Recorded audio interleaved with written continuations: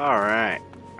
Hey guys, and welcome back to day 5. I'm going to try to make this a very long stream. Probably at least 8 hours is what I want to shoot for. Um, I know the longer videos and stuff kind of don't do well for retention, but you know what? It is a live stream after all, so we're going to have some fun. We're going to continue the story. Um, we've got to go to Vesper Bay and continue the story. So let's get to that. I did just upload a video about who I am. Go ahead and check that out. I didn't really go into too much detail, just mainly like what I'm going to be doing on the channel and everything. So yeah, just go ahead and check that out. Drop a like, subscribe, you never know what kind of crazy content I'm going to do. But onwards to the story. Well, if it isn't my favorite adventurer, welcome back, Leaf. Lady Manfilio awaits you within the solar. Please enter at your leisure. Sure thing, Tataru.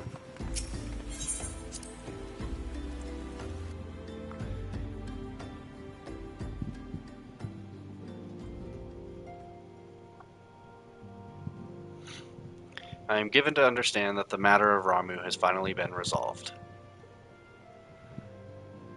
I fear resolve bespeaks a permanence we cannot rightly claim, yet I am well satisfied that the Lord of Levin will not trouble us in the foreseeable future. Your satisfaction is assurance enough for me. How fares the investigation? Well enough, Thancred is sparing no effort. There are many in one, just as you suspected. Their purpose, however, eludes us still. I see. I have been meaning to ask, but is Alice quite well? I feel as if I have scarcely seen her in recent days. Oh, you haven't, or nor have I. Alas, Alice has chosen to walk her own path, stubborn girl, but you may be assured that our destination remains. And on that note, I take my leave of you. I trust the Baldessian report will serve you well.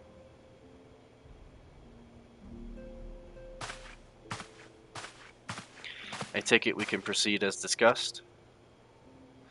Why do you ask? You scarce need my permission to act.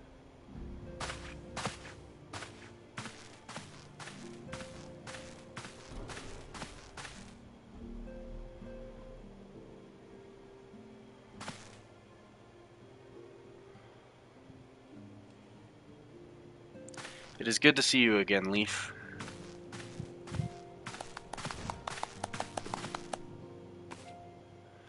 I have been looking forward to congratulating you on your triumph in the Twelveswood. Owing to your efforts, conflict has been averted. Truly, you have done the Scions proud. With that, we can strike Ramu from the list. So who's next? The Sahagin and Leviathan? The Lord of the Whirl has not answered his minion's call of late, nor is he expected to do so in the near future. While the Sahagin remain as aggressive as ever, they lack the quantity of crystals required to call forth their god. As with the Sylphs, we can leave them to their own devices, for a time at least. For a time. Bears repeating. We can ill afford to fall complacent. It is as Ishtola says, unless we know the minds of the beast tribes, we cannot predict with any certainty when next a primal will return to plague the land. This being the case, we must proceed with as much haste as prudence allows. Any word on Titan? The Maelstrom keeps the kobolds under constant observation. We shall hear from them ere long, you may depend on it. Indeed, so then, of all the known primals that have been active in recent times, we are left with Garuda, who is the primal of the exile who lived near Gridania. Yes, that's what I meant. So many malms to cover, would that there were a more efficient way to conduct our surveys. Were he still with us, we should not long have wanted for a more practical practicable solution.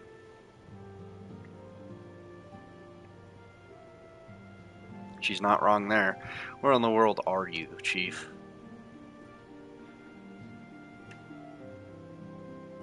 But one sure step at a time. Henceforth, the Order of the Twin Adder will handle all matters pertaining to the Sylphs under the sage guidance of the Seed Seers. I bid you all enjoy a moment's respite. You have earned it.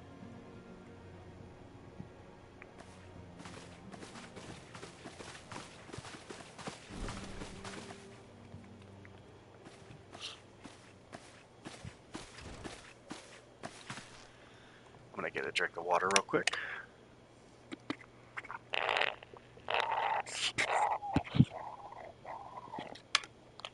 Sorry about the noise my water bottle is making. I filled it up too full.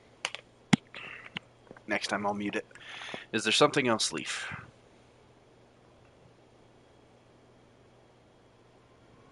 Beg pardon? A man named Laha Brea, sporting a red mask and robed in black, 12 preserve. Prior to the calamity, the Ascians took great pains to remain hidden. Why would they choose to cast off their veil of secrecy now? Gods, this bodes ill. We must take advantage of the present lull in primal hostilities and investigate this Laha Brea. Learn all we can of him and his designs. I dread to think. Eek! Tataru?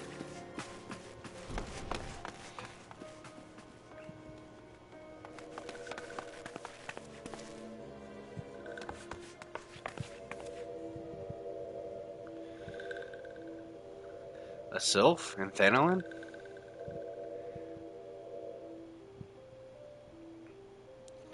At long last, this one finds walking one Leaf.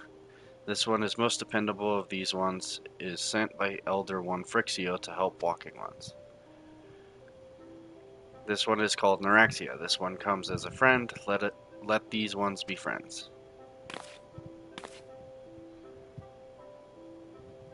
Pleasure to meet you, Neuraxia.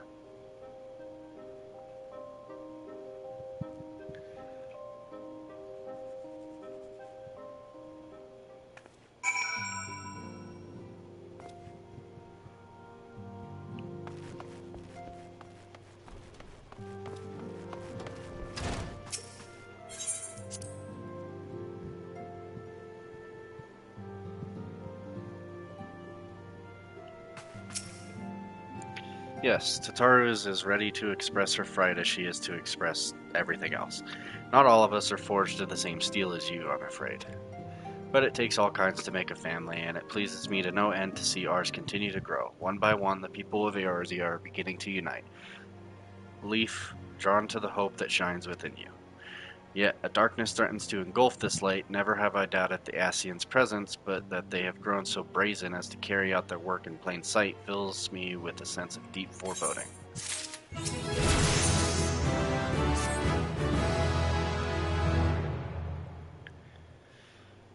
I am afraid there is no rest for the weary, Leaf. We must delve further into the motivations of the masked man, the Ascian known as Laha Brea. This is an ideal moment to do so while our hands are not bound dealing with another primal.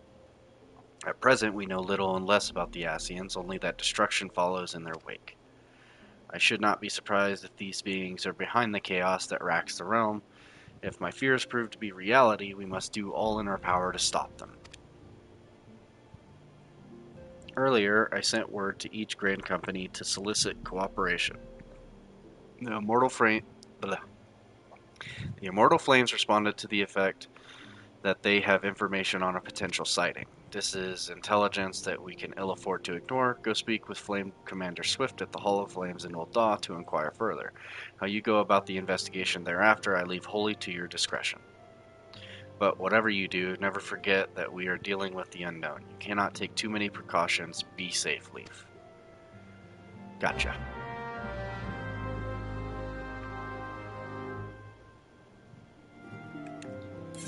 Alright, let's go to Ul'dah and talk to Commander Swift. I do have to do my daily dungeon for my roulette. So let's go ahead and queue for that real quick. I do have to actually wait before I do that. We're going to talk to Swift, and then we're going to go do my first warrior quest. The Masked Man, you are come on behalf of the Scions, of course, yes. As we've already relayed to Lady Minfilia, there has been a sighting of this rogue near about eastern Thanolin. A brass blade stationed at High Bridge described him in detail when he alerted us to suspicious activity. I would point you to the witness, but I'm afraid he died not 2 days ago, slain by a marauding horde of Kaikarn. Fate can be a cruel mistress. But do not be too quick to despair. Being situated on a trade route, Highbridge sees its fair share of travelers. Folk are always coming and going, and some among them may well have caught a glimpse of your target. You could do worse than to speak with a merchant named Hihibaru. The fellow's always starved for customers, and he'd no doubt welcome your attention, whether or not you have coin or the mind to spend it. Alright, hold on, give me 1 sec. I want to see what I need for a promotion.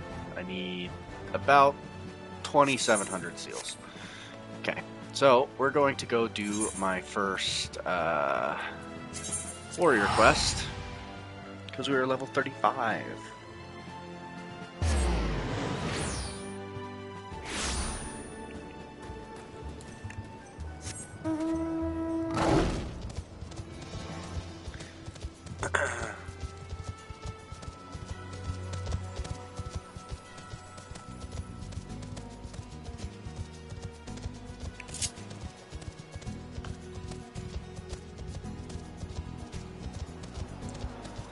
This quest does give me a very major upgrade. Gives me a very good ability that I can use. I know I have all my abilities set up on my bar the way I want them, but I'm not going to go over what they're called or what they do until we get them.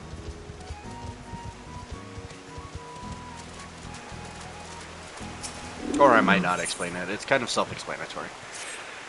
Welcome back, my friend. I can see that you've not neglected your training. For my part, I fear that deciphering the ancient chronicles of my people is proving to be a much more demanding task than I had imagined.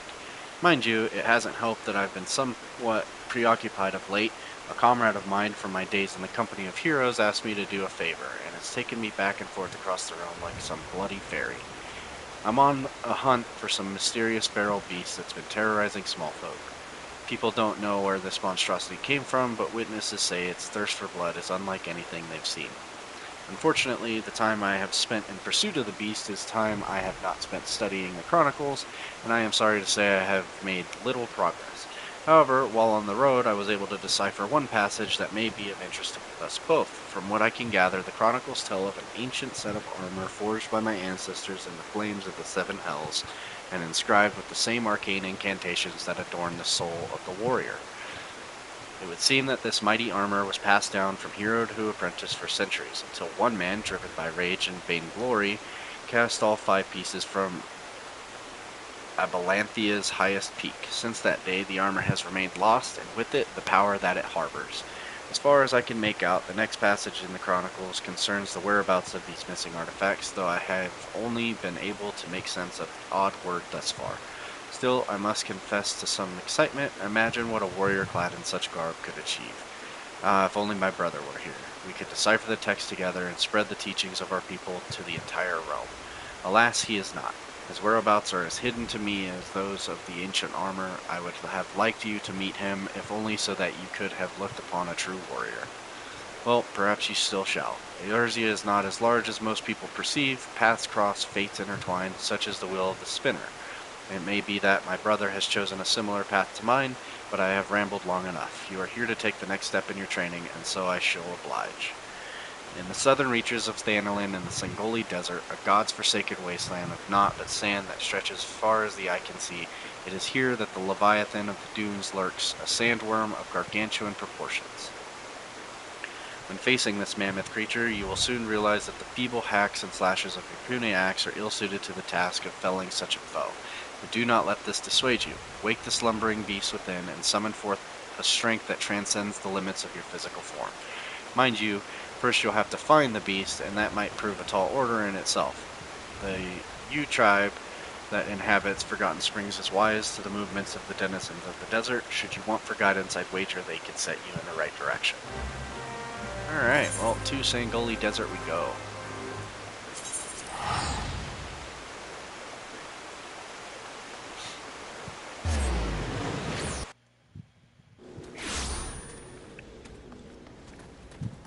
let's talk to the people, get some info.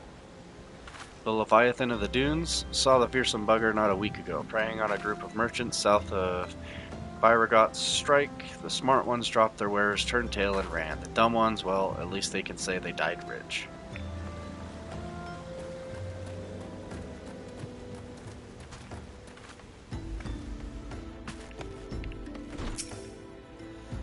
Aye, I've seen the beast. Stands 3 moms high, he does, and stirs up sandstorms with each writhe and wriggle. Showed up in my hunting field some years ago and has been swallowing up my would-be prey in that gaping maw of his ever since.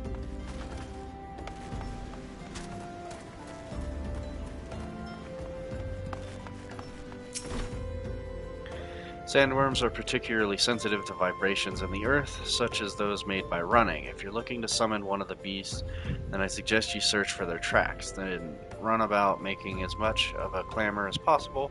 I would also suggest you seek a cure for your madness.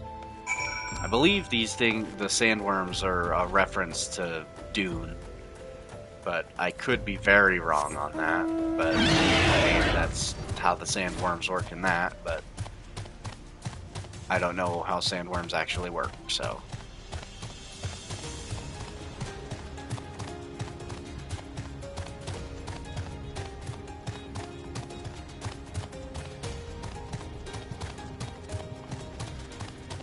Alrighty.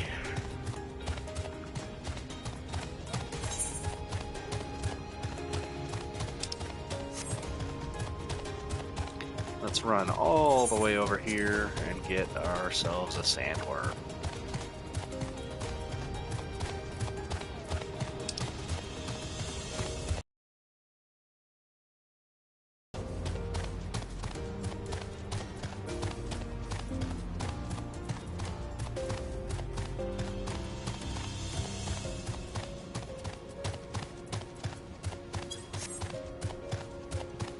So we're gonna do this real quick as the warrior, then I'm gonna hop over to the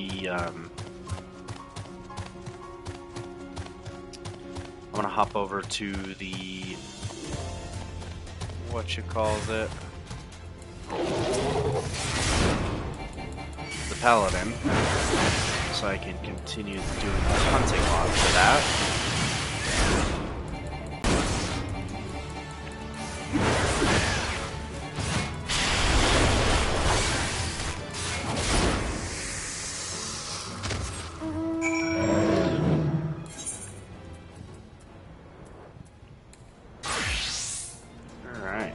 I believe I need fallen wizards. Yep. I was right.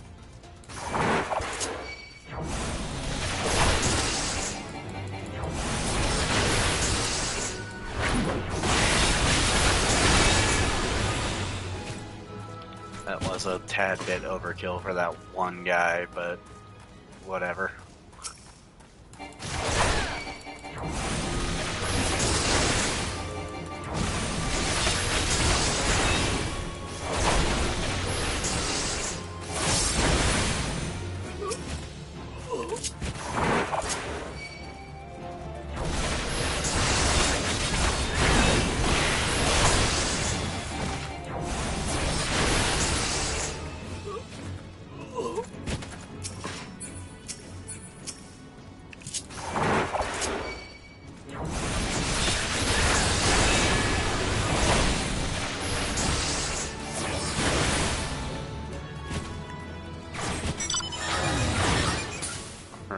I need to kill sandworms, and I think that's it. Sandworms, and yep, that's it. We're just going to continue to do these as we go.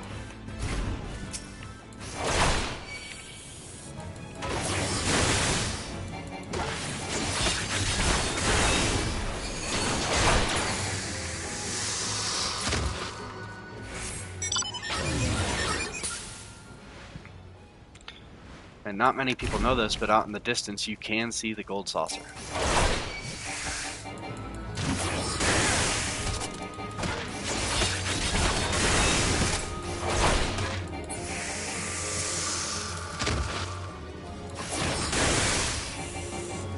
least I believe that is the little saucer.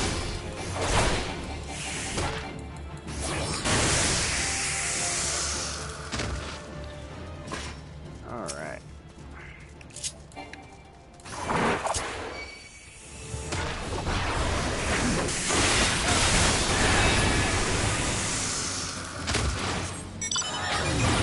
Alright, and now we will go back to Curious Gorge.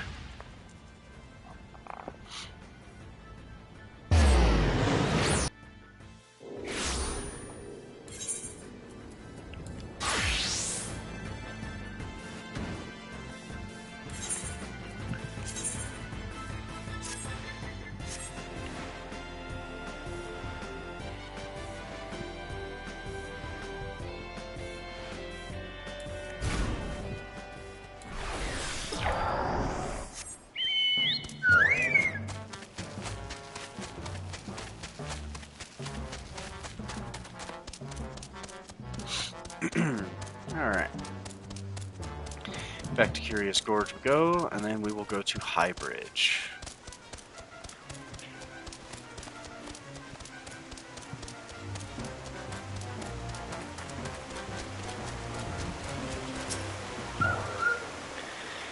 Ah, Leaf, your crystal grows ever stronger, and felling the raging sandworm, the beast within you slowly but surely rouses to wakefulness.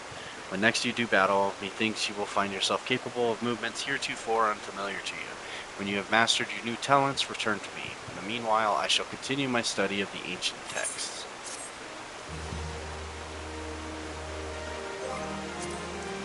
Oh, well, I'll wait. You hear the whispers of the village ancestors. Alright, so now, when we do our main combo, we'll fill up that little bar there, and then we can use Inner Beast. But before I do that, I forgot to turn back up from when I did that recording to background music. Because it got incredibly loud in Ul'dah for whatever reason.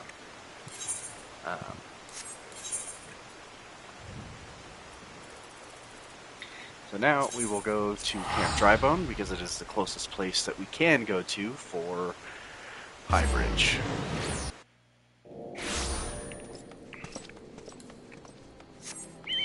And while we're here, we'll open up the map. No quests to do. Okay.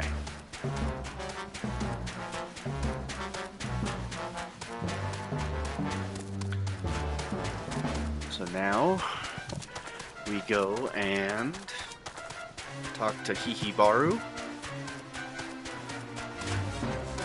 And I believe we have some hunting log stuff here. So we have the furballs and the axe beaks.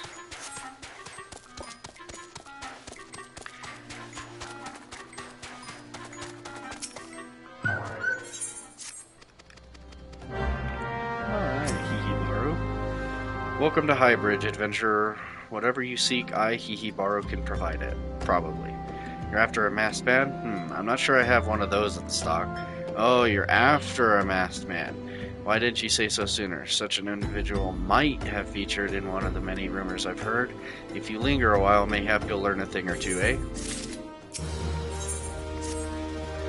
When the Order of Nalthal began excavating in the ruins below, I had hopes that High Bridge would turn into a bustling hub for pilgrims. But thanks to the nigh endless Beastman raids, folk are too afraid to come within a malm of here. I sold everything I owned to get my venture started, and I'm loath to give up without making an earnest effort to stick it out. But if things keep going as they are, I'll be bankrupt before the moon is through. Whining won't do me any good, though. No, for my business to survive, I need business. Speaking of which, perhaps you'd like to browse my wares. Spend a little bit of coin to help a struggling merchant. The masked man? Bah, I'll take your bloody masked man. I know what I said before, but vague rumors are all I've got. If you want to know about him, go and ask the other merchants.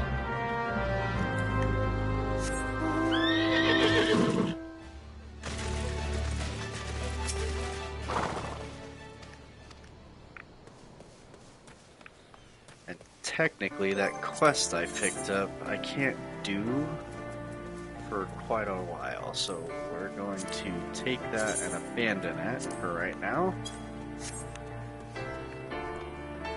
The reason I'm getting quests that are way higher than what level I am now is because I have a basically capped character for this expansion. On the trail of a masked man, I have heard of him, but only in hushed tones and faint whispers. It is said he wears a black hooded robe and looks right suspicious, and that's about all I can say, little though it is. I also skipped that first one I talked to, and I'm incredibly sorry. Or did I skip him? I think I skipped him. If I did, I'm sorry. If not, then, well, I still apologize for my forgetfulness. Have I seen a masked man wearing a dark robe? No, I haven't, nor do I wish to. Business is bad enough without shady characters looking about. Folks have been giving Highbridge a wide berth because of all the Kaikern raids. None but the most devout of pilgrims are willing to come here anymore.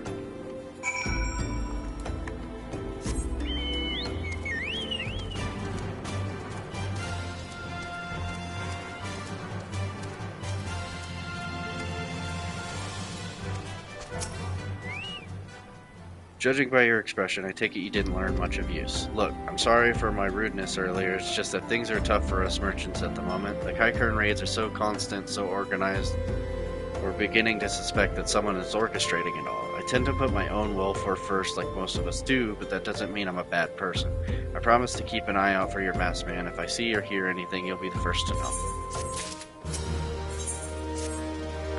I finally got some honest-to-God's information on your masked man. Why so confident? Because I saw him with my own two eyes. I was out for an evening stroll minding my own business when I noticed a column of smoke rising from a cliff over at Thal's Respite. Curious, I took myself there to find a masked man. Your masked man, I'm sure of it, standing by a fire. As if in answer, some Kaikern appeared soon after, and the group began talking at length. I'm afraid I was too far out of earshot to hear much of anything. After the group had dispersed, an idea came to me. If you were to use this smoldering coal to start a fire, you might be able to arrange a similar meeting. It will be dangerous, I shouldn't doubt, but you've proven yourself more than a match for a pack of rats. So, what do you think? That's some sound, reliable information, even if I do say so myself. Well worth all the lingering about you've been doing, wouldn't you say? Yes, it is.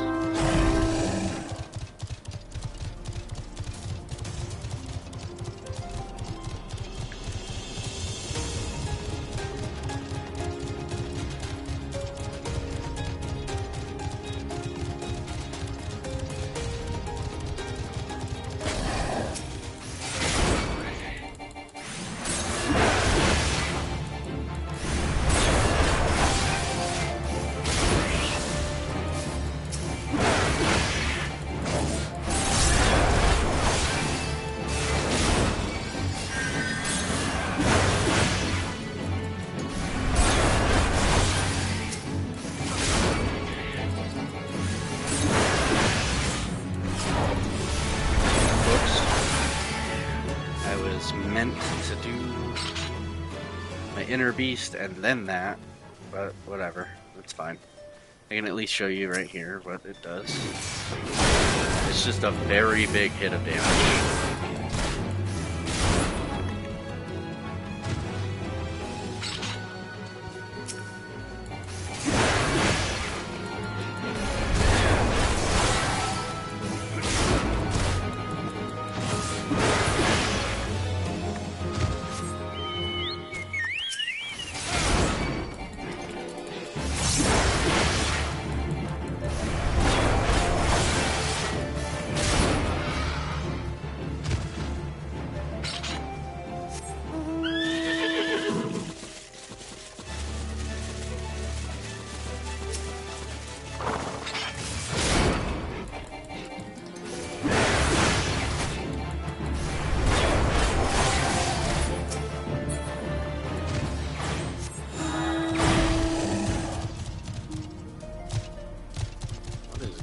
Up here. Wow.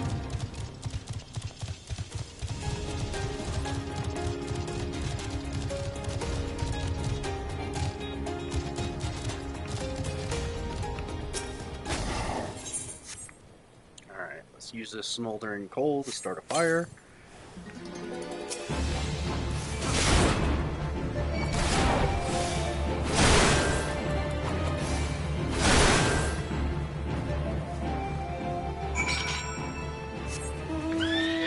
Well, that wasn't our guy, but close enough.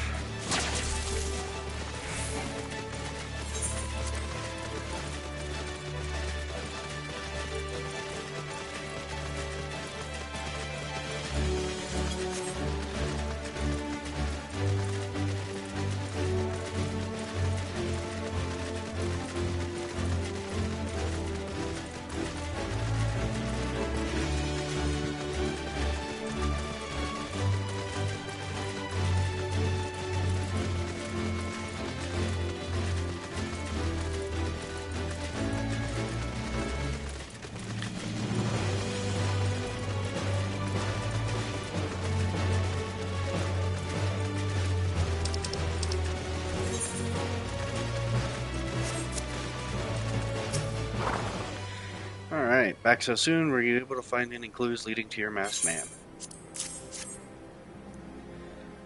The scroll, it bears a prayer to Ralger, the Destroyer.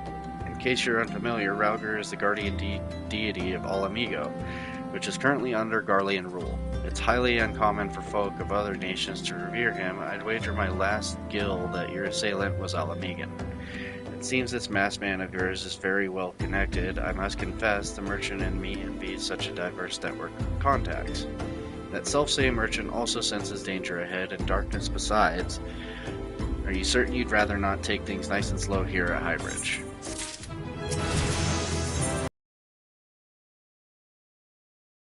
Run-in with is somehow connected to your masked man of mystery.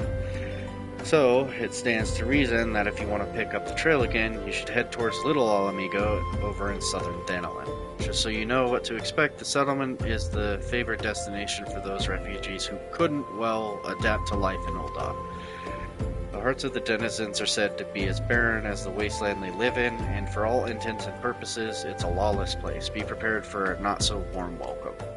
Now, I'm not certain how much of help she will be, but it just so happens I have a daughter who has relocated to Alamigo. Her name is Hihiri, and it shouldn't hurt to seek her out first. And while you get her attention, I'd be obliged if you could send my love. Not a day goes by that I don't think of her. I suppose this is it then. I had hoped that you would linger here a while, cull some fiends, spend some coin, what have you, but something tells me you're destined for greater things. Whatever it is you end up, or wherever it is you end up, I wish you the best. Alright, well let's go to Little Alamigo.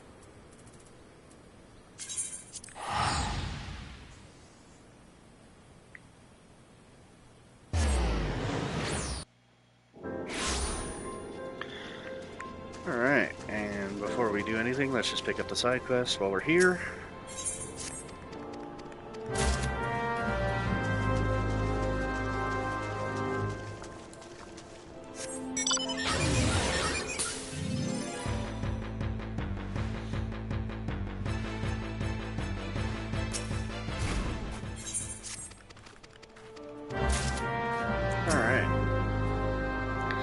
Well, yes, Hihibar is my father. He said, what? I wish I could be a better daughter to him. It's just that... Oh, I'm sorry. I shouldn't bother you with my family matters, but I am grateful to you for delivering the message. Now then, what brings you here? A masked man? I'm afraid the description doesn't ring any bells, but one of the others here might have seen something. I would recommend you first speak to Gundobald, the leader of the settlement. I must warn you, though, he isn't exactly accommodating to outsiders.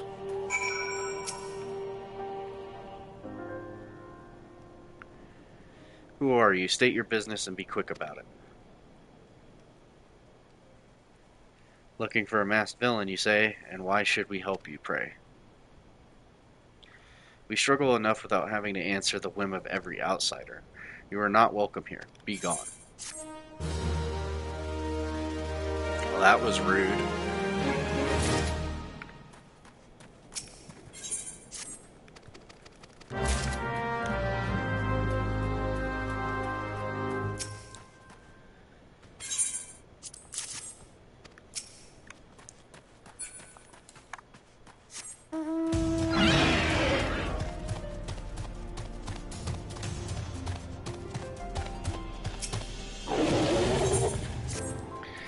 Alright, well met, adventurer. I'm Giselbert, head of security here at Little Alamigo. I heard tell that you had business with Gundebolt. Knowing the bristly old bear, I don't doubt he told you to bugger off.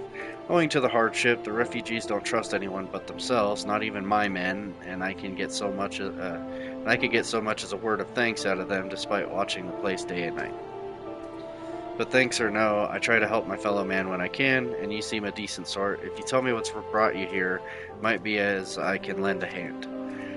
On the trail of a masked villain, you say. Can't say that sounds familiar, but I have men on lookout for Amalja to the south of here. If there's been any suspicious activity, they are like to have seen it. I had a mind to take them each a cup of sweet thanalan tea so as to lift their spirits. If you were to run this little errand in my stead, they'd be all the more willing to tell you what they know. Gotcha.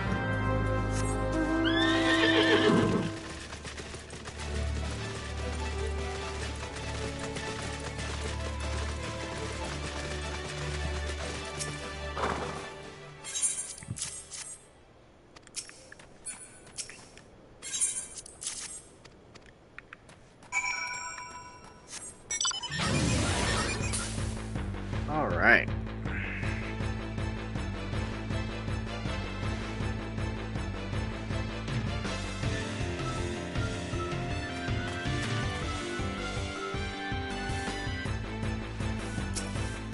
Turn this in, and we will take some high potions.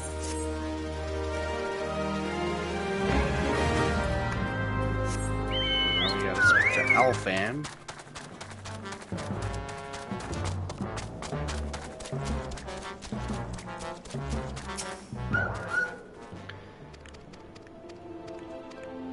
While I'm here, I'm going to repair my gear.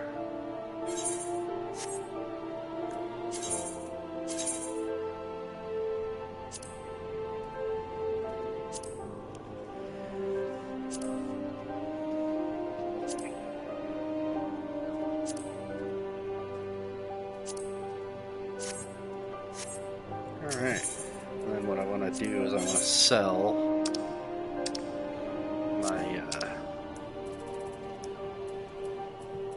Allegan tin pieces and stuff like that. And things that I just generally won't need, like these potions, these antidotes. I will keep the high potions.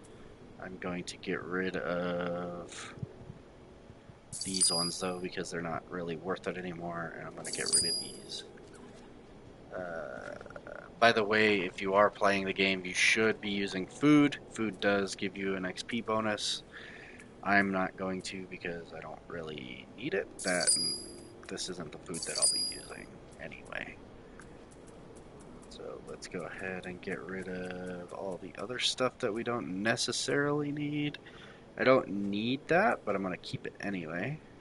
So yeah, that's all that. Alright, onward to give these guys their sweet tea.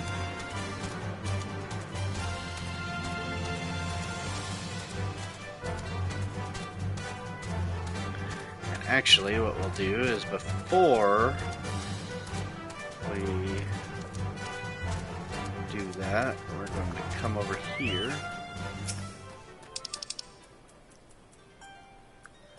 We're going to use this on you. Please don't walk too far away. Thank you.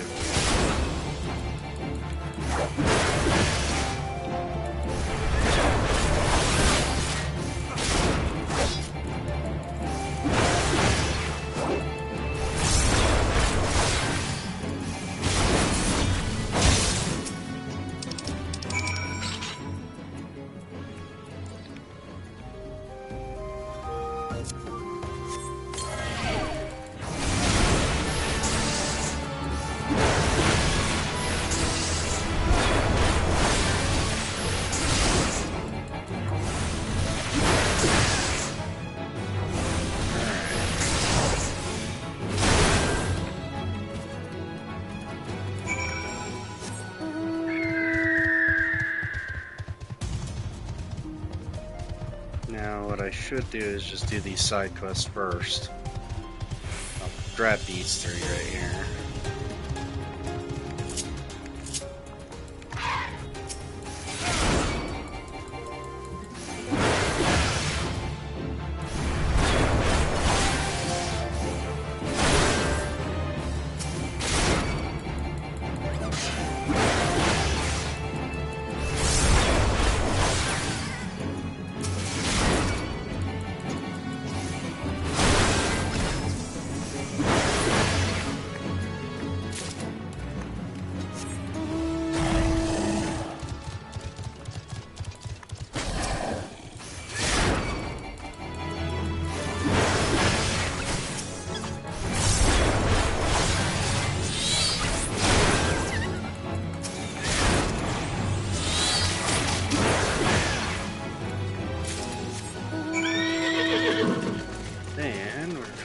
do this one.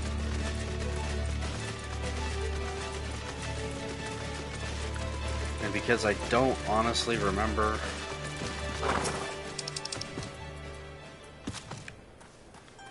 if there is any quest to kill the Sandskin Beist,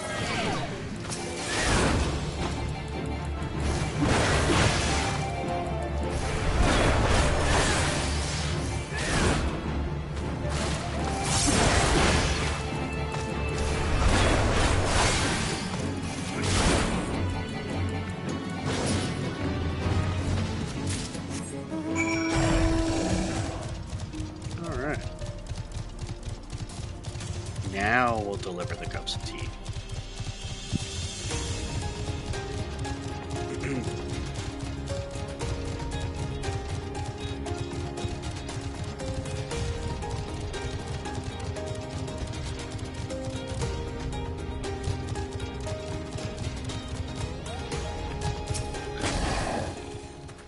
Who the hells are you? I'm trying to conserve energy here, so leave me alone. What? Ain't ye considering it? My thanks, friend. What's that? A masked villain hiding among the refugees like as not? Me compatriots as live here go about as though they're dead on their feet. 'Tis near impossible to tell what's on their minds. For all I know, they're all up to no good. I don't know why that sentence was so hard to read.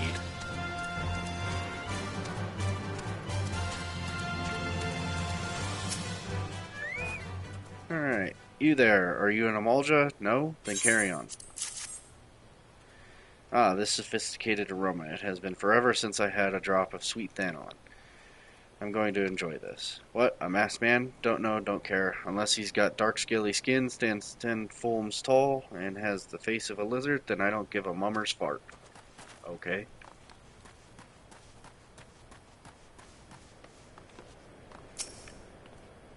Shoot, don't bother me. If the Amalja overrun us, I'm blaming you. For me, you shouldn't have. Sorry. A suspicious masked man? As a matter of fact, I caught a glimpse of someone fitting that description during patrol. Well, I couldn't quite make out whether it was a ban or not, what with the mask and the robe, but assuming it was a he was talking with some Alamegans. I assumed he was one of them. Alright. And now we go back and talk to Giselbert.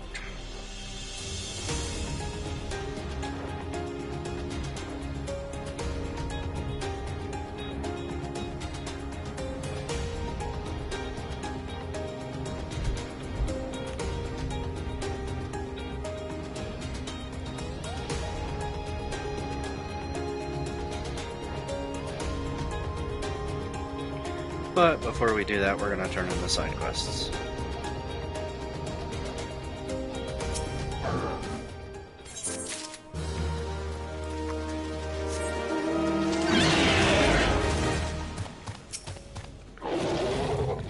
Ah, you're back. So did my lookouts have aught to share with you? That doesn't sound like much to go by. If you're to get any further in your investigation, it seems to me you'll need the cooperation of the Alamegans. For this, you'll need to win their trust, and that won't be an easy task. No, it will not. So, you're determined to press on with your investigation. Then I have some advice to offer. As I said before, you won't get far without the Alamegans' trust, and the best way to win that trust is to get a compatriot of theirs, someone they respect, to vouch for you. Coin does the talking in Ul'dah, but the Alamegans are bound by something far stronger. It's not as tangible, a common purpose. That purpose is, of course, the liberation of their home from the Garleans. Grindelwald belongs to the Alamegan resistance, so your best bet would be someone who's part of the same crew. If you know any well-connected people, you might want to start by asking them.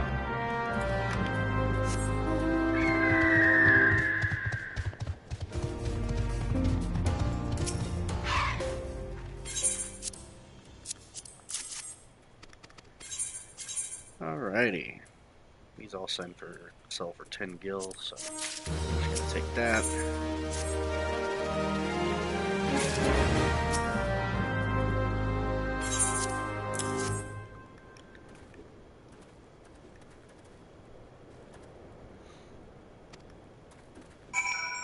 Alright.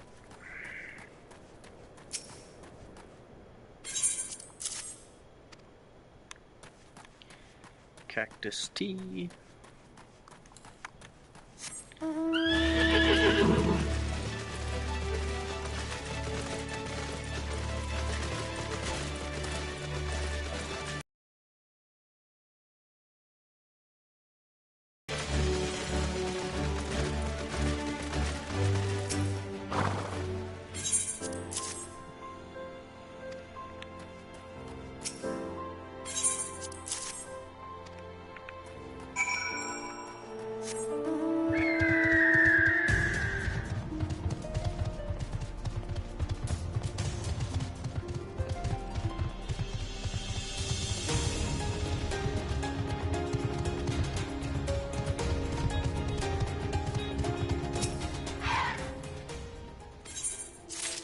Alright. And now we've got to do this other side quest, and then we can go talk to Minfilia. I'll do this one first.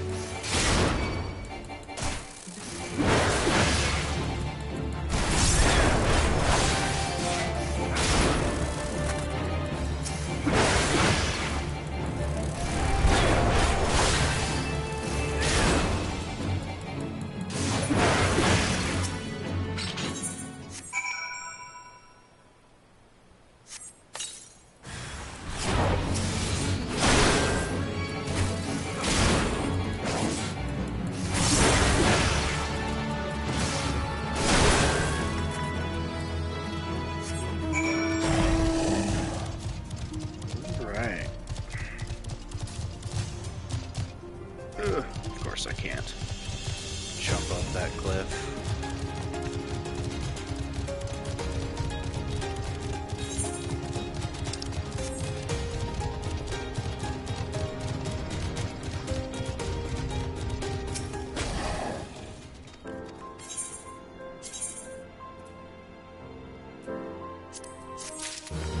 Alright, and now we go talk to Minfilia.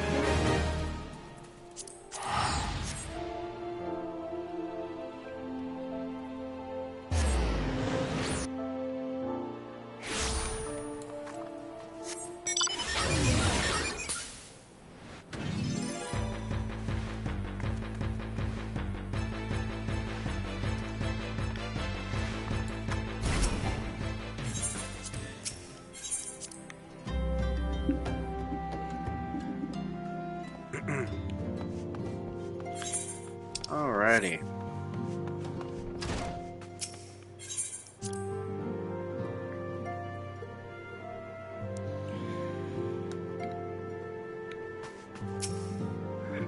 Welcome back, Leaf. How fares the investigation? I see. Given all that they have suffered, it is little wonder the Alamegan refugees have lost faith in their fellow man. They have had their homeland taken from them, and for the past 2 decades have had to see it remain in the enemy's clutches. To compound matters, none of the 3 city-states have the means to take in all those who were displaced. As a result, a great many Alamegans now live on the margins of society, suffering poverty and discrimination. Would that more could be done to ease their hardships, I fear that nothing short of reclaiming their homeland would be a lasting solution. But let us deal with one problem at a time. Returning to the matter of your investigation, it just so happens there is an Alamegan native among the Scions. I would be pleased to introduce him to you.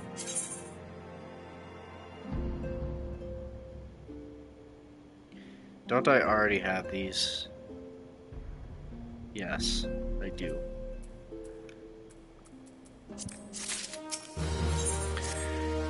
Your Alamegan comrade is named Heribert. He joined our cause in the hopes that he might find a way to liberate his homeland.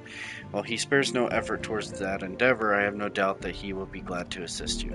If I recall correctly, Heribert is currently between missions. Try looking for him in the storage area.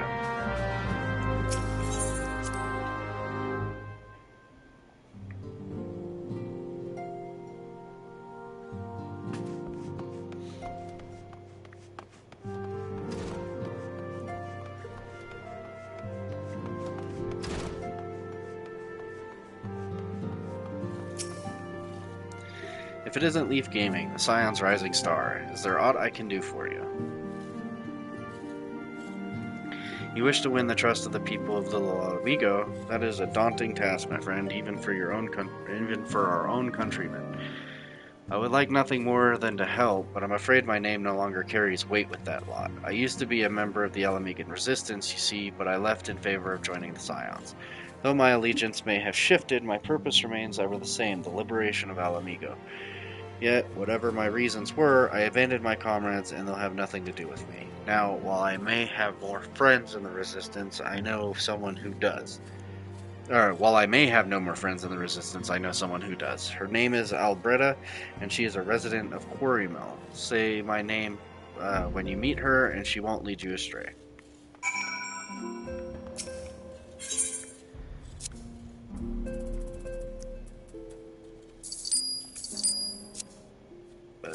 Actually, we'll get rid of that, and then that is everything. Okay.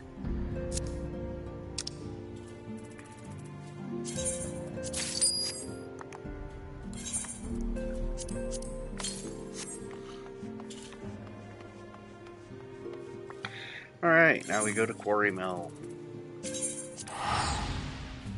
where there are a bunch of side quests for me to do.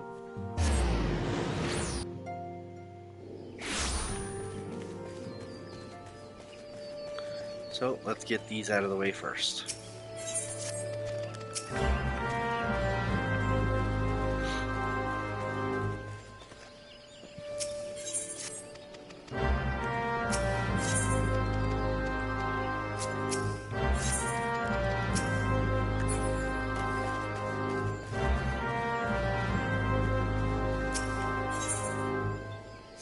Can't do that one, because that one's way too high.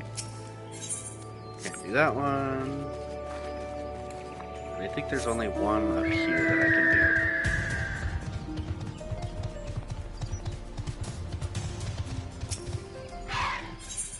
Yep, this one.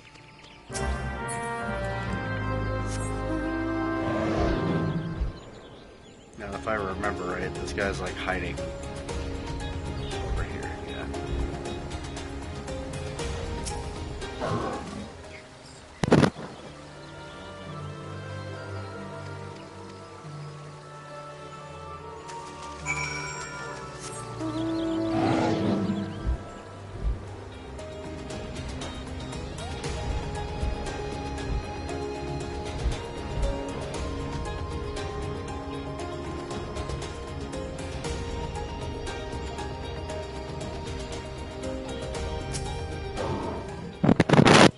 Alright, sorry about that. My son was asking me a question.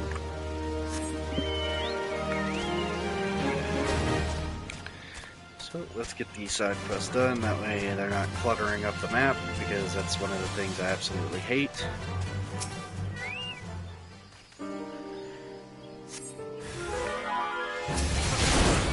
Almost as much as I hate all these trees in Verdania.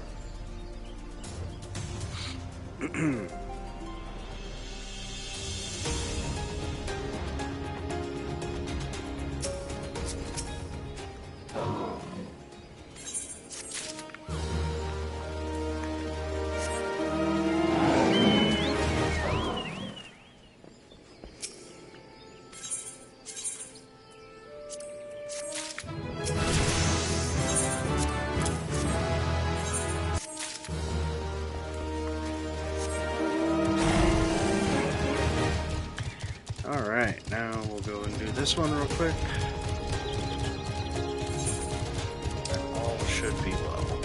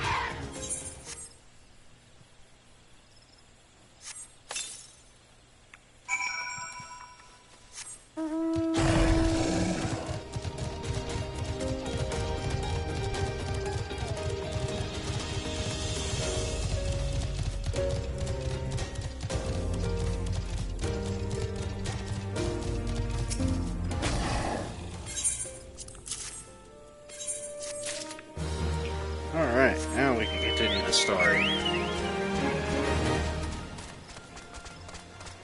Oh, wait, I lied.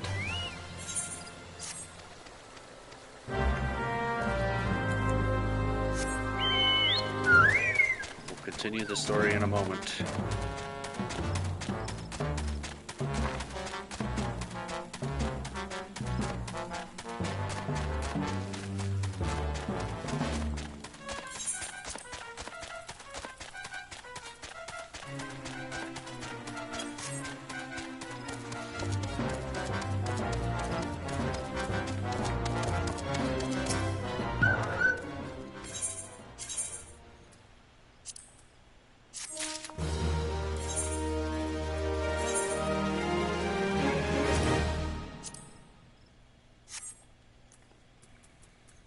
Does it want me to change that? No, it doesn't. That's surprising.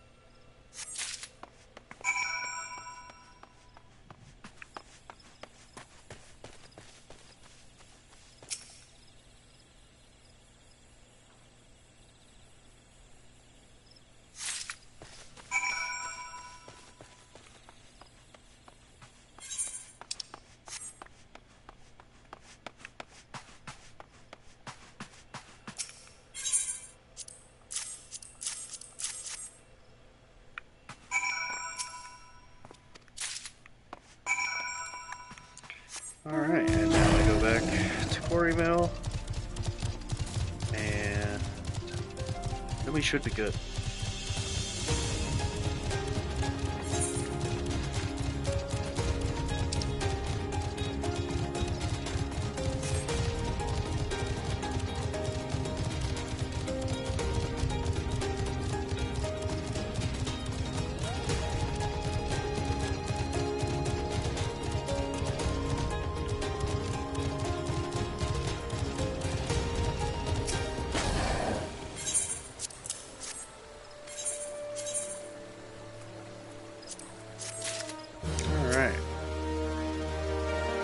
Eh, you want me to introduce you to the Resistance? Huh, why the hell should I do that? Give me just one reason.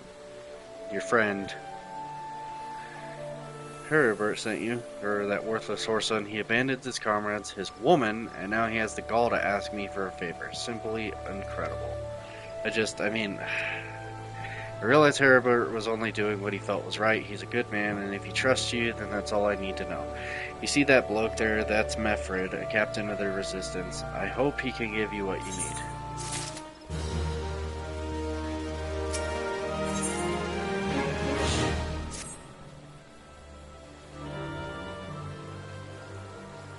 Hi, I'm Meffred, a proud man of the Alamigan Resistance. What business do you have with me, adventurer? Captain, it's Galleon, sir. His wound's gone and festered, and he's burning up. I don't think he's got much time. God damn it, I asked the villagers for aid, got on my knees and begged, but they refused to lift a finger. If Galleon dies, his blood is on their hands. These quarry mill cravens would turn a blind eye to our plight, but they might listen to Albreda. I fear my anger will prevent me from rightly convincing anyone at the moment. I realize we scarce know each other, but this is a matter of life and death. Please, adventurer, go to her and try.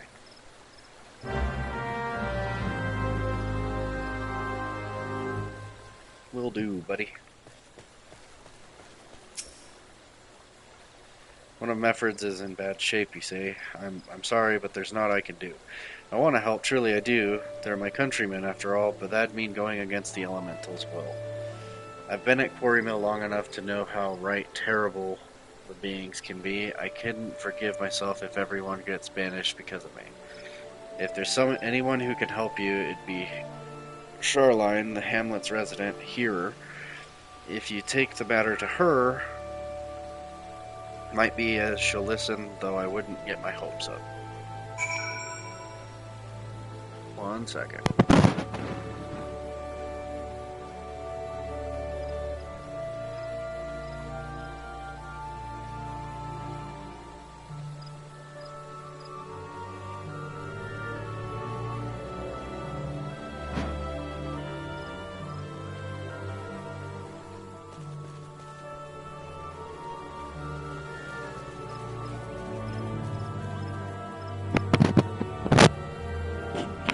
Alright.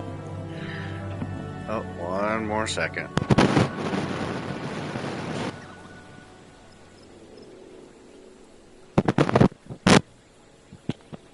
Alright. You wish to aid the Alamegans? You are possessed of a kind heart, adventurer, but I'm afraid I have not the authority to grant you your wish. This authority belongs only to the elementals, eternal guardians of the 12-foot. All outsiders will be they babes at the breast of men or men grown, are judged of a night whether they may have a place beneath the bows. Alas, the Alamegans' petition has been denied. Harsh though it may seem, they do not have leave to receive of the wood's bounty. Ever has it been since time immemorial, and ever shall it be.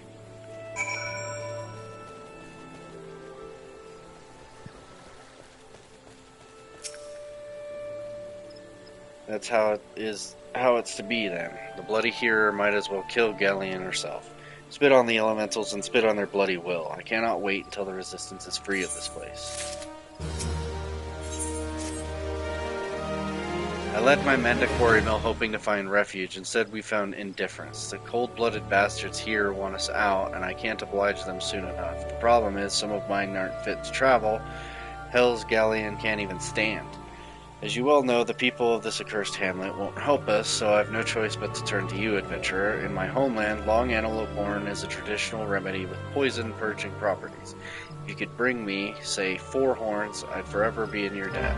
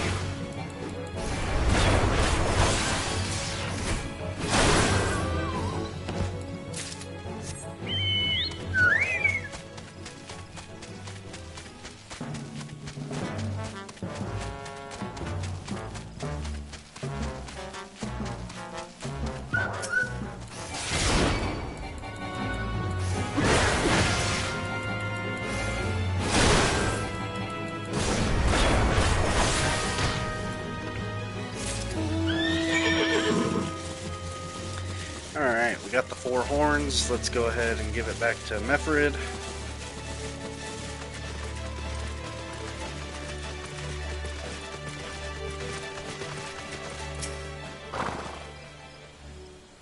Oh, you're back. Tell me you've got 4 horns with you. Yes, I do. You're a godsend adventurer. Praise Ralgar. There's at least one man in this place who gives a damn. Now we just need to find a way to prepare them. You wouldn't happen to know a man named Buskrin, would you? Some comrades of mine told me about him once. They said he never turns away folk in need, no matter where they're from. Seeing as he runs a tavern, he's like to have the tools to make the medicine. I'd be grateful if you could take the horns over to him and have them ground down. When that's done, bring the powder back and give it to Faramid here. Godspeed.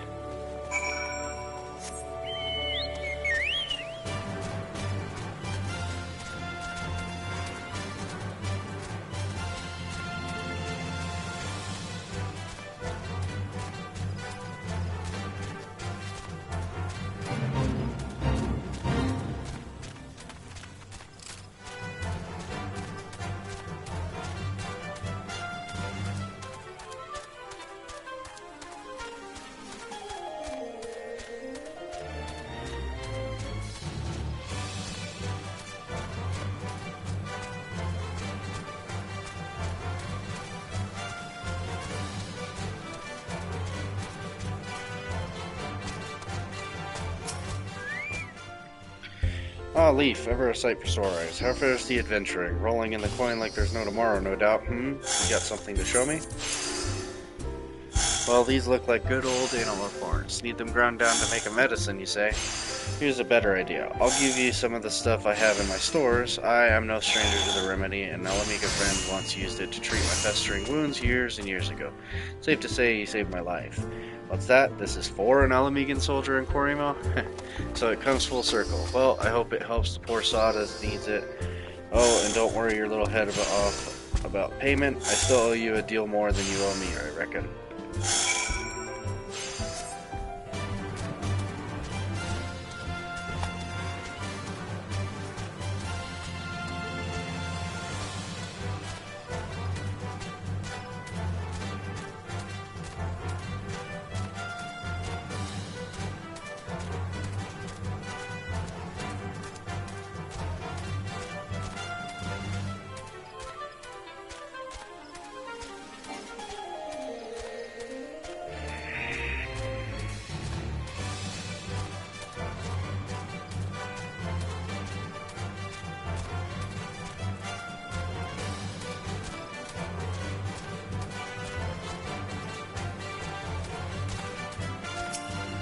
Alrighty.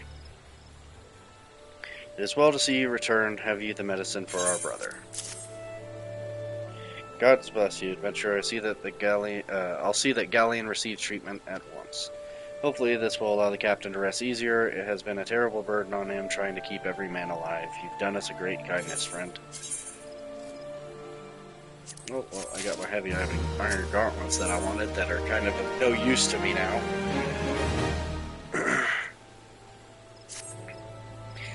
Adventure, Galleon has gone missing. He's nowhere to be found. He shouldn't be walking about, not with those wounds. If he doesn't get the proper medicine and rest, his conditions like to deteriorate to where it was before, or worse. We need you to help us find him, and quickly. Start by asking Albreda, might be as the woman's seen something.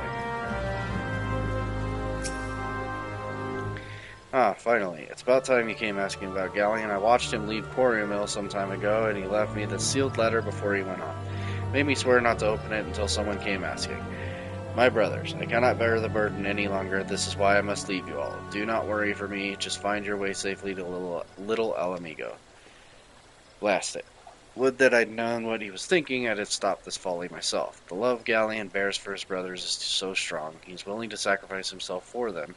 Make no mistake, entering the wood in his weakened state is suicide.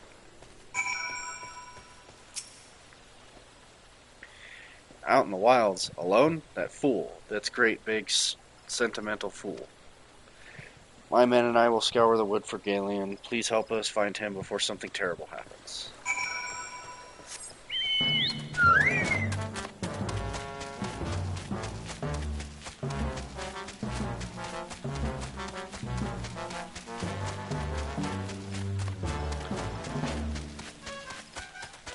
Found him.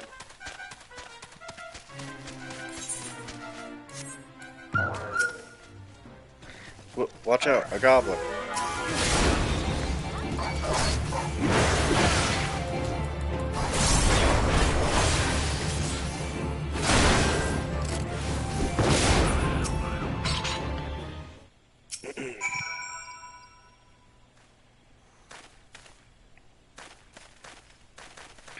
Galleon.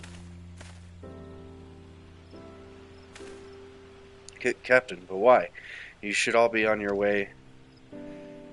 Who do you take us for? We're Alamegans, and Alamegans never forsake one another. Hardships be damned. Remember the oath we swore, goddammit, the oath to reclaim our homeland. We'll set foot on Alamegan soil again, together, or not at all. Do you understand me? Yes, sir. Good, let us return to our brothers. Oh, and don't even think that you'll get off lightly. As soon as you're healed, I'll give you such a thorough thrashing you'll wish we didn't find you. I can't thank you enough for saving Galleon. I will see you back at Quarry Mill.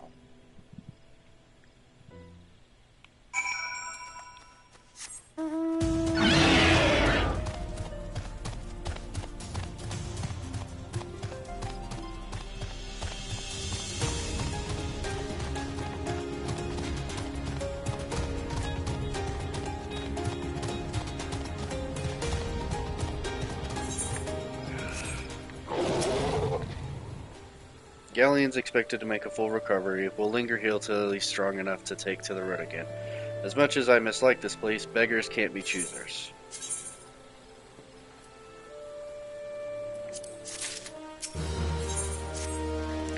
Now that things are relatively settled, I seem to recall that you wanted something of me. You've proven a true friend to my people. Ask of me anything, and it's yours so long as it's mine to give.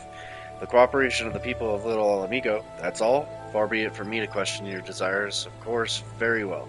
I will provide you with a letter to show to Gundobald. The old bear was my mentor when I first joined the Resistance. He's intimidating to those who don't know him, but he takes care of his own. I've no doubt that he will do all in his power to aid you. Alright, and back to Little Alamigo we go.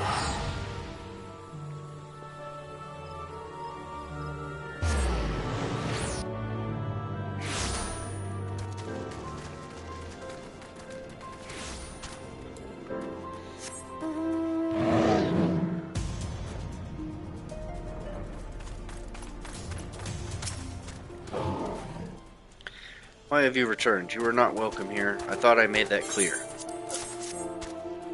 You spoke with Mefred? It has been so long since I last heard from him. I had feared him dead. 12 be praised. Whoever you are, Mefred sees you as a friend, and any friend of Mefred is a friend of mine. I know of this masked stranger you seek, and I will tell you what I can.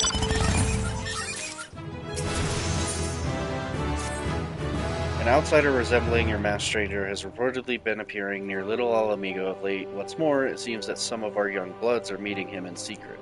No doubt you'll want to question them about their trysts, but they are not like to yield the information readily to an outsider. If you tell them I sent you, though, they may well be obliged to talk.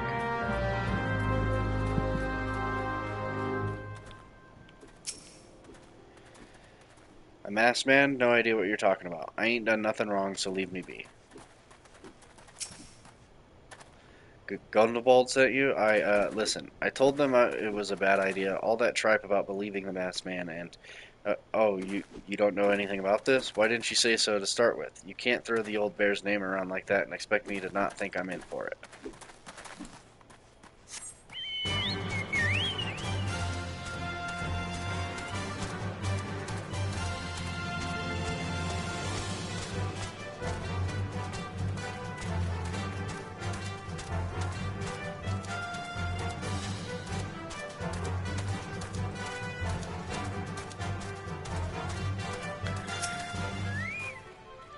There's a bunch been skulking about right suspicious like, but I've got nothing to do with them. I know trouble when I see it, and that there's trouble. Mark me words. What, have I been meeting any masked men lately? Let's see. Nope, can't say I have, but I'll be sure to tell all my friends you're looking for them.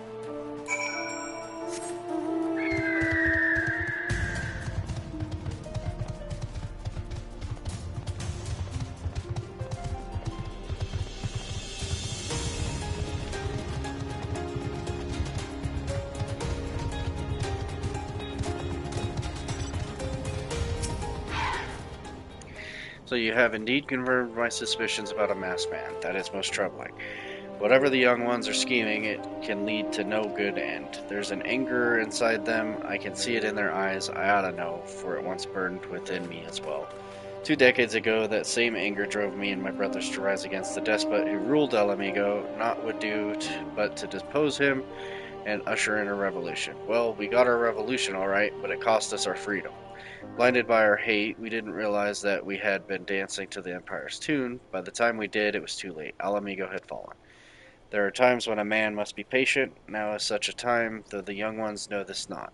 Unless we intervene, they are like to commit great folly. If you learn aught of their plans, I would thank you to bring word to me.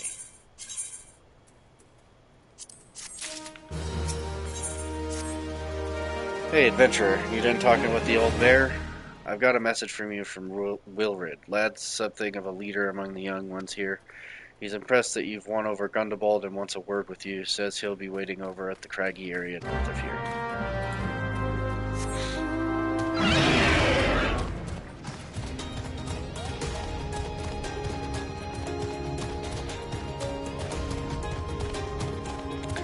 Alright, well, I didn't see any quests for the Sandskin Pice, so I'm gonna just kill him, I guess.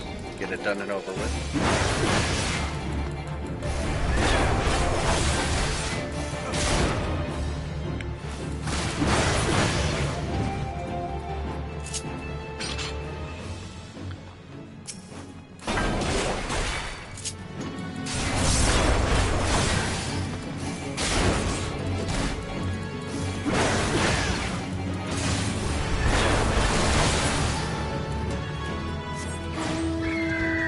Alright.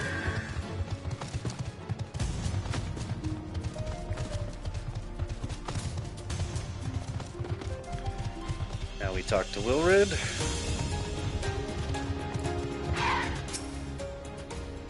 Thanks for coming, friend. 'Tis no ordinary outsider who can gain the trust of the old bear.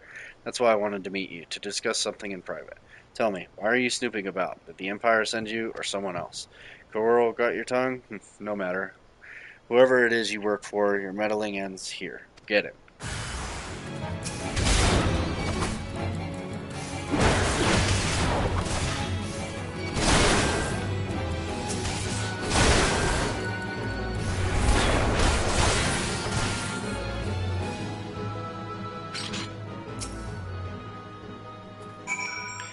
You're stronger than you look. This changes nothing. Threaten us, beat us, bloody all you like, but nothing short of death can make us give up on our fight. We're going to obtain the power to bring down the Empire, and with it, we'll reclaim our homeland.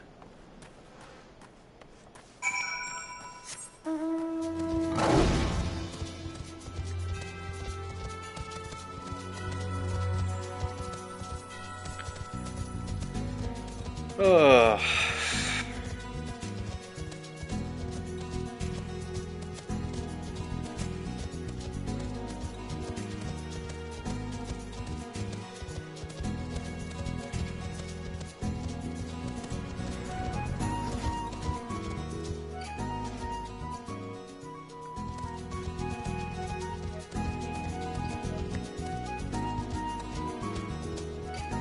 I think his name is Minimum Wage.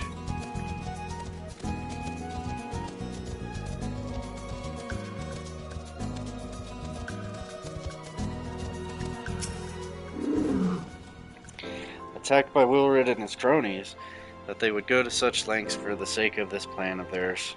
Left to their own devices, the young fools are like to harm others, if not themselves. We must uncover their agenda and put an end to this madness.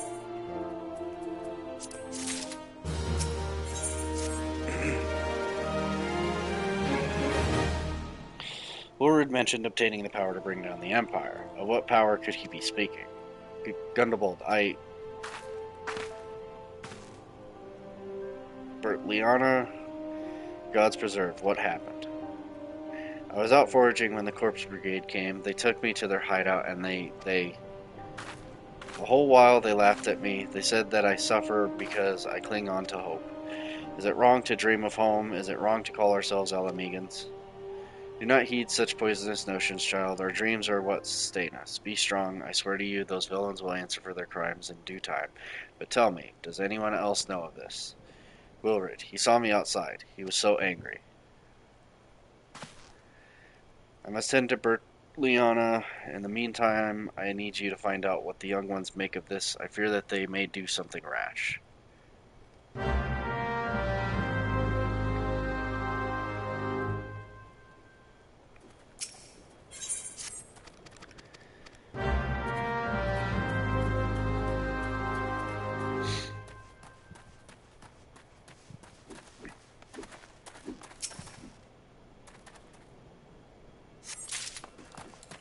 There's a map to Zanrak.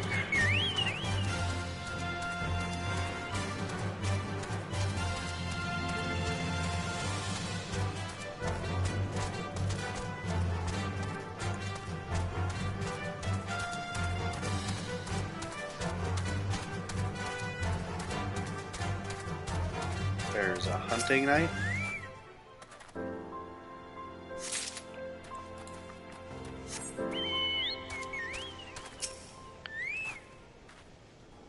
What those animals did to Bertliana is unforgivable, and to think they look down on us. Well, I'll suffer this humiliation no more. I'm with Wilred to the bitter end. I'm not afraid of a few blizzards.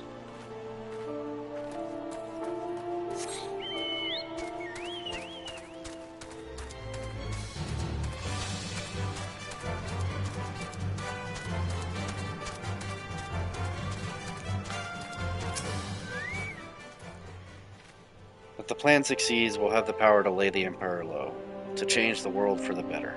Might be as Gundabald's content to eke out an existence in this musty old cave, but I'll be damned if I'm going to spend the rest of my life here. Now, where in the Seven Hells did I put that bloody map?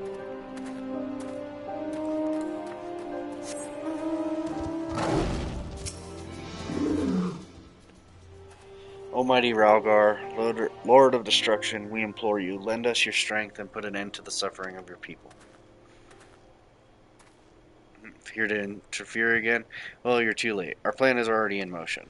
Once we have the crystals, our enemies will pay for their crimes and no one will dare oppress us ever again. It don't work like that, my guy.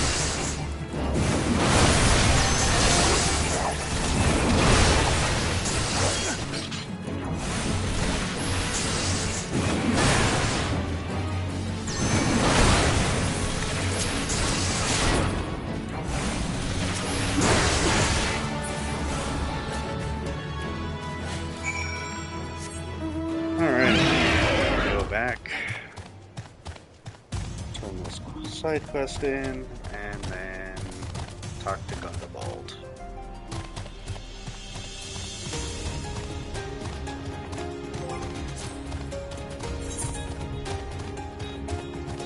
But before we do that, we might as well do this.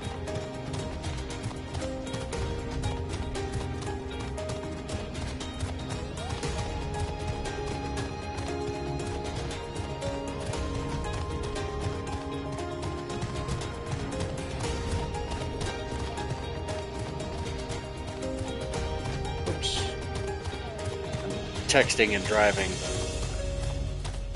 It's not a good idea.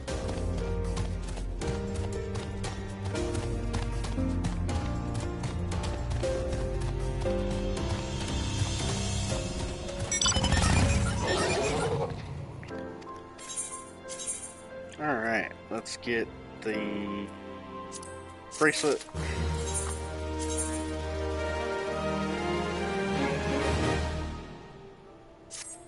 Okay, I guess never mind. gone, the whole lot of them, that it is as I feared. They mean to take matters into their own hands, but what exactly is it they mean to do?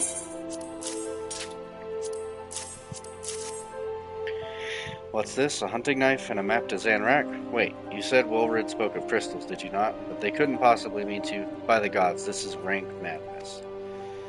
The young fools are untrained and unblooded, all. They have no notion of how dangerous the Amalja are. They'll be butchered before they get within 100 yalms of the crystals. They're headed east. If we hurry, we may yet find them before it's too late. Yep, that's what I thought they were going to do, is summon a primal.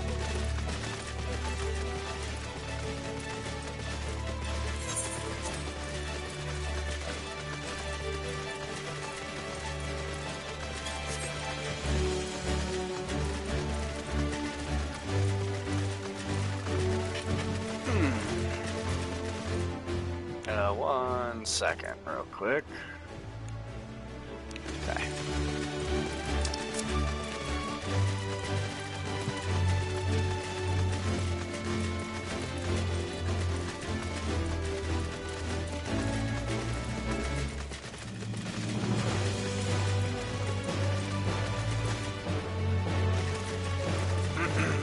Alright. Before I do this, I'm going to take a quick bathroom break while I'm waiting on this queue to pop, and then we will do the dungeon. So, give me 1 second.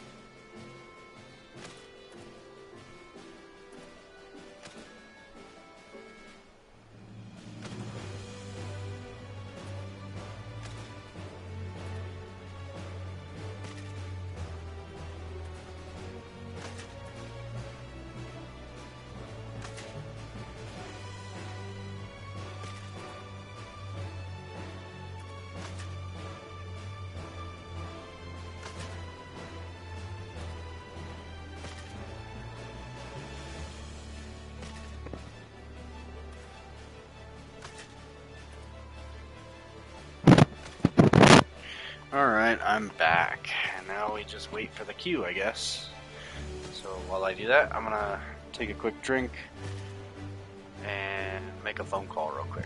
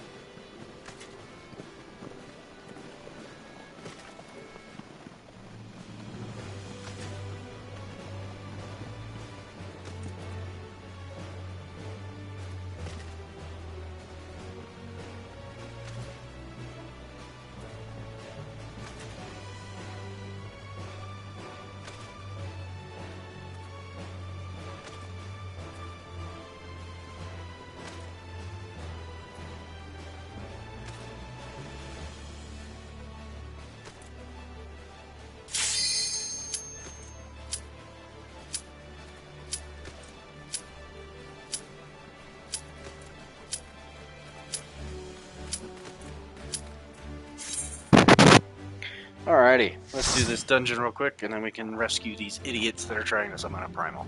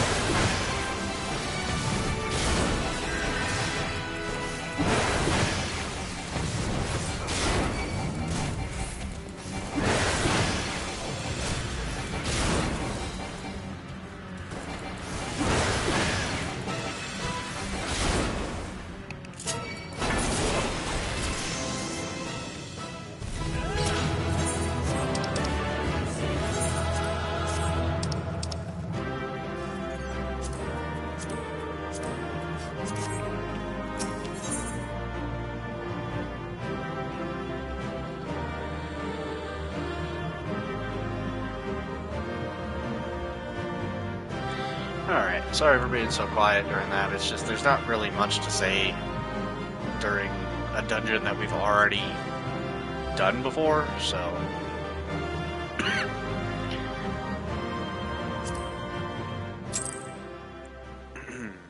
Alright, well, now time to help out Wildred.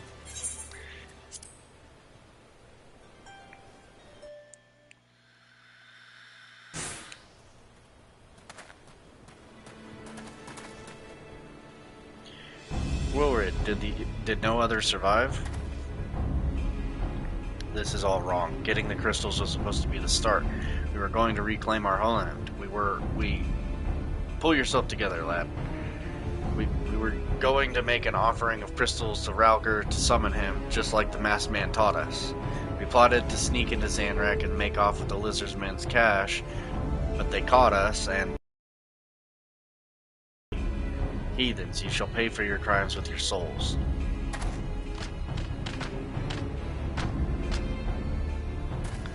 I regret our young one's transgression, but a soul is too high a price for youthful folly. For all their failings, they are the hope of the Alamigan people. This hope I will guard with my life.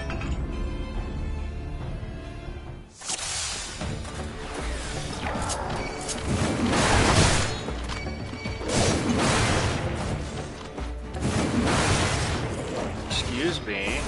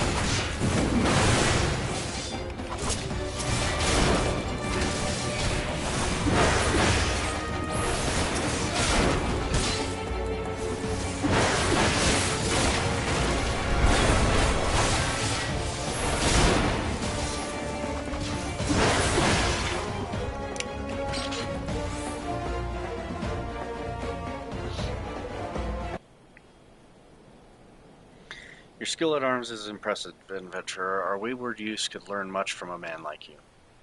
The battle is won, but it would be unwise to linger here. Let us return to Little Alamigo. Wait, we've come all this way. We have to get the crystals. They're right there, ripe for the picking. Have you learned nothing, Wilrid? Did you not see those tempered wretches? Such is the fate of those who are touched by a god. Is that what you desire for yourself and your friends? What? No one said anything about... The masked man told us we could defeat the Empire if we summoned Ralger. He swore.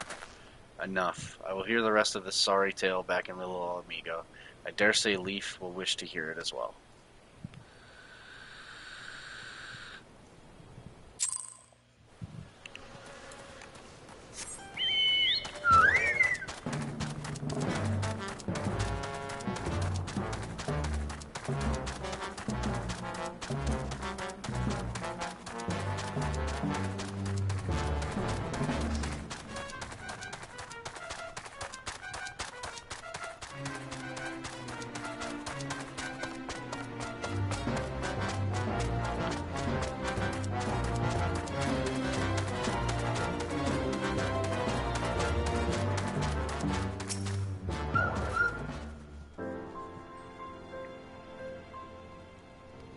No more lies, Wilfred. Tell us everything. I was outside with the others when he appeared, the masked stranger. He told us about summoning Ralger, about using crystals, and then just vanished. We never saw him again. I wanted so desperately to believe that we could raise ourselves from this squalor that I never stopped to question his motives. But I should have known. There's no solution, nothing we can do to change our lot. Our people are doomed to live and die like beasts. Listen to me, Wilred. Our home may be lost to us, but it takes more than stones and mortar to define who we are. No matter where we may be, Alamigo lives on within us all. It is for you to decide what to make of this legacy, but whatever you choose to do with your life, never forget that you owe it to this adventurer and outsider. I won't. I promise. Thank you for saving me, and sorry I tried to kill you. Yeah, you fucking better be. I didn't do anything. My thanks as well, friend. It gives us hope to know that there are kind souls such as you out there. Little Alamigo may not have much in the way of comfort, but you will always be welcome here.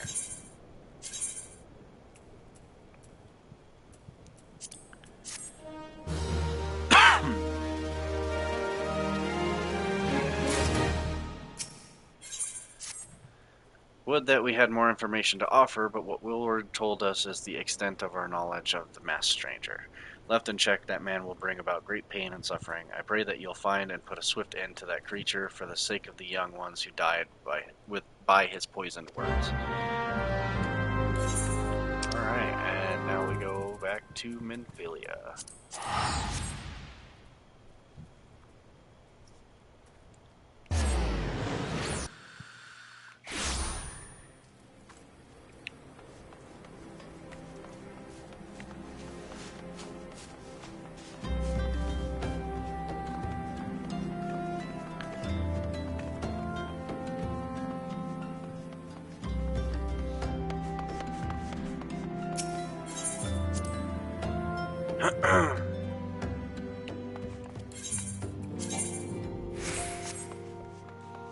Alrighty.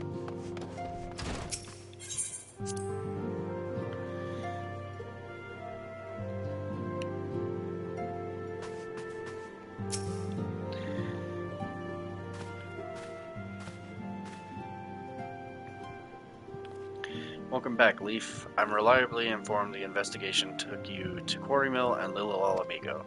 So tell me, were you able to learn aught of La Habrea?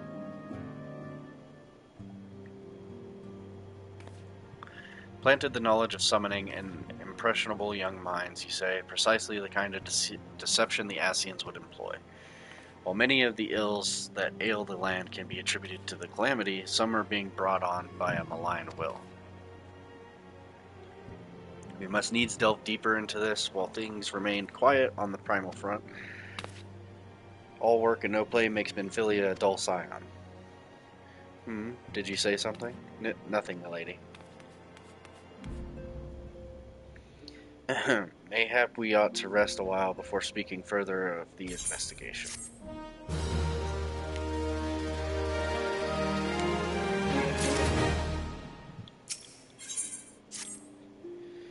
While you were tending to business in Thanalan, some new information arrived courtesy of our friends the Sylphs. An individual fitting La Habrea's description has been sighted in the North Shroud. This sighting comes in the wake of a series of mysterious deaths in the selfsame area. My instincts tell me that our man is involved. I would have you continue your investigation where you left off. 12 willing, we will pick up La Habrea's trail once more. Noraxia can furnish you with the details. Pray speak with her and take it from there. As always, be careful out there, Leaf. Alright, we get to talk to Noraxia.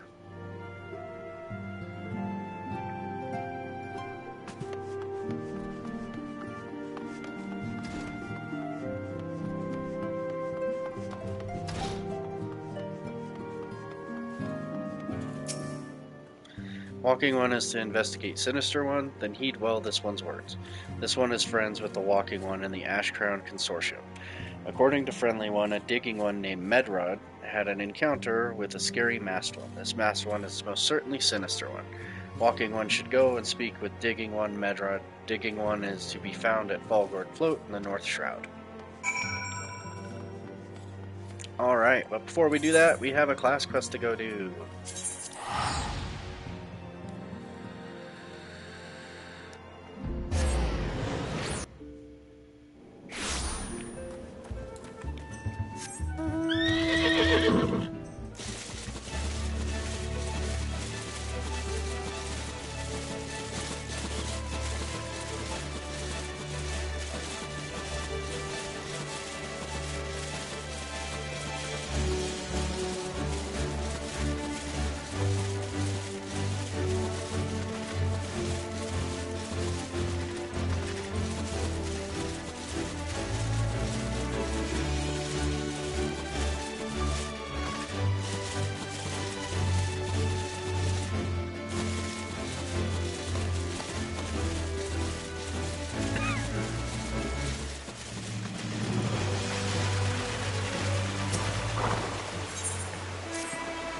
Hello again, my friend. It is quite obvious that you have been anything but idle in your training since last we met. Your progress is heartening to look upon, truly, but it also serves to remind me that each hour I spend poring over ancient texts is an hour not spent honing my skills. I fear my worth on the battlefield is diminishing by the day. Yet I am certain that my studies of the Chronicles will yield something of use. In fact, just last night I discovered how the warriors of my tribe came to be shunned by the outside world. Upon witnessing my people's prowess with the axe, the armies of the city-states began to incorporate similar techniques into their own training regiments. These are the self-same techniques I have been instructing you in, Leaf, ones which call upon the inner beast. The consequences, of course, were dire, yes. Their soldiers became nigh on unstoppable, but they also became wholly uncontrollable, and both friend and foe fell prey to the ensuing carnage. Of course, the heads of the city-states laid the blame for these atrocities solely at the feet of my kind, promptly banning the ancient art and imprisoning any suspected of teaching it, or so the chronicles say. What I find hard to grasp, though, is that never once during my training did my brother hint at this dark history, nor have I myself ever seen one of my tribe succumb to the rage that the chronicles describe. Could it be that the tales are mere falsehoods, stories concocted by some long-forgotten enemy who would poison our heritage and befoul our tribe's name? Who in their right mind would seek to sully something so pure, and why would my ancestors simply bow their heads and suffer such ignominy? That my people should be so weak, so utterly bereft of pride, is inexplicable. I refuse to believe it. It matters not if these claims are groundless. If they prompted my tribe's art to fade into obscurity, then the damage has already been done. Well, I, for one, will not turn a blind eye to this injustice if none of my people will give the lie to the stories that have so tarnished our reputation. It shall have to be me. But once again I lose myself in history and forget the present. If you recall, I spoke to you of my former comrade from the company of heroes, and the great woolly beast we have been pursuing. The beast remains on the loose, and to toss a ponds of salt on the wound, fell creatures that appear to be its minions have been wreaking havoc on the innocent residents of Wineport. Were you and I to succeed in culling the threat, surely the people would see that warriors are no fearsome beasts but valuable allies. Together, Leaf, we will win back our proud name. Now let us away to Wineport to meet with the captain of the militia.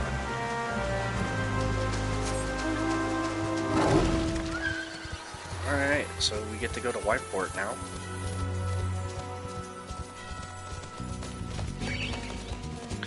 Oh, leave me alone.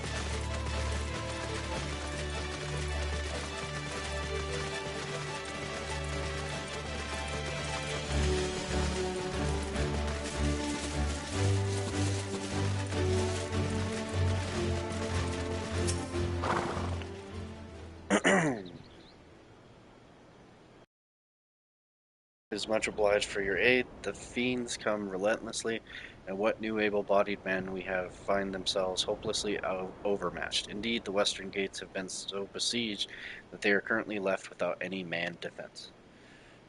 Leave the defense to us, my good man. I will secure the western gate. Leaf, you defend the town from the east. Together we will form a bulwark that not a single fiend can penetrate. Once the enemy has been driven back, we return here to back up the captain. Got it, Leaf?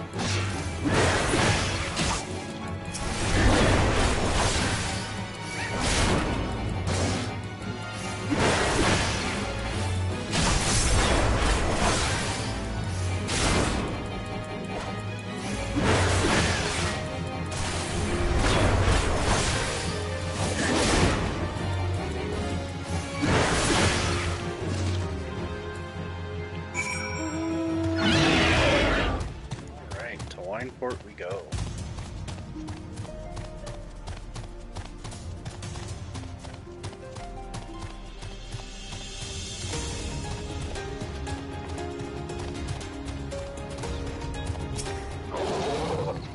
I think the 12's you're safe. We have need of your skills yet. I just heard a scream and I fear that one of the beasts might be loose within the village. Come with me.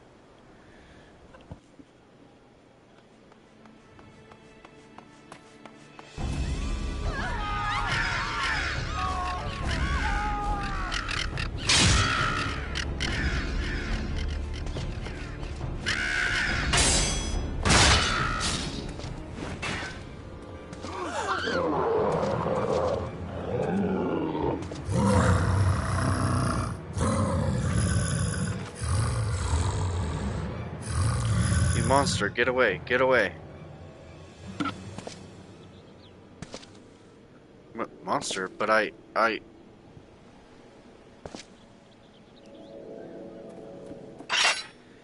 Come no closer, Leaf. I beg of you.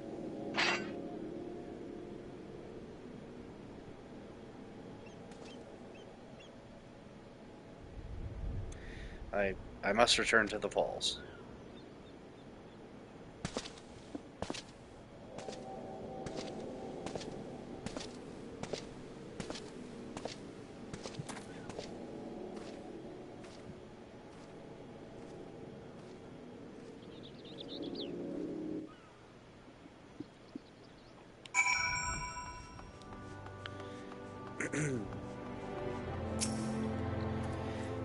Whatever has gotten into Curious Gorge. 'Tis true that he fought like a man possessed, but to mistake him for the very beast he hunts, methinks the child's parents have been feeding her a few too many ghost stories for her own good. Worry not, friend. I shall speak to the villagers and clear up this most unfortunate misunderstanding. Do return to the falls and assure Curious Gorge that Wemport is indebted to him for his aid.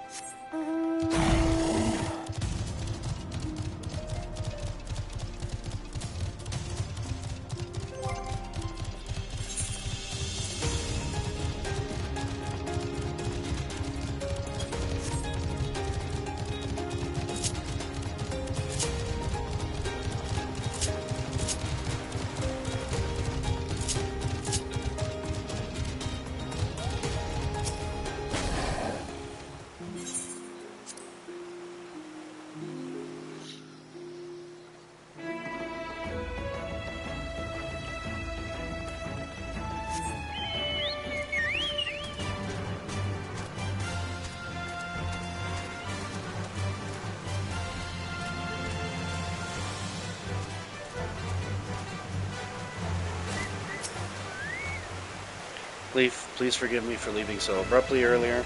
It was a hasty reaction to a situation for which I was completely unprepared.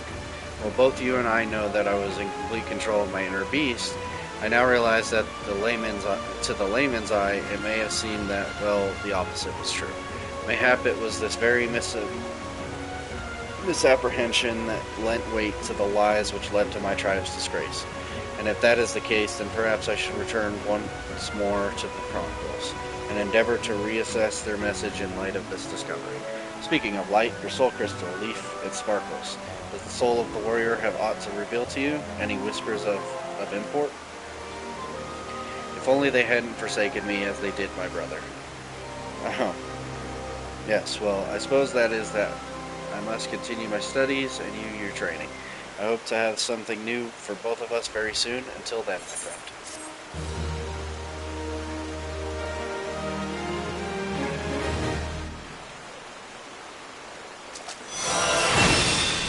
You hear the whispers of the village ancestors.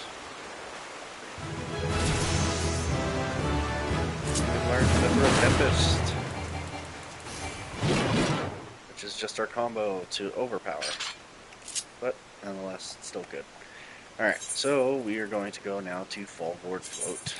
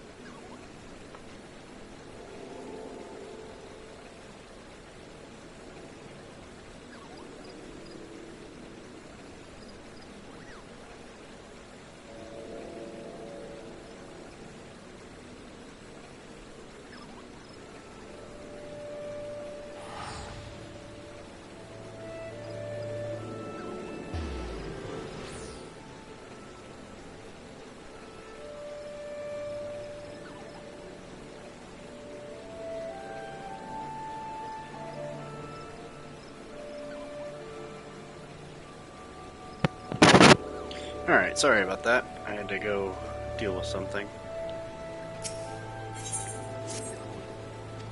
Alright, now we have some side quests to do here as well.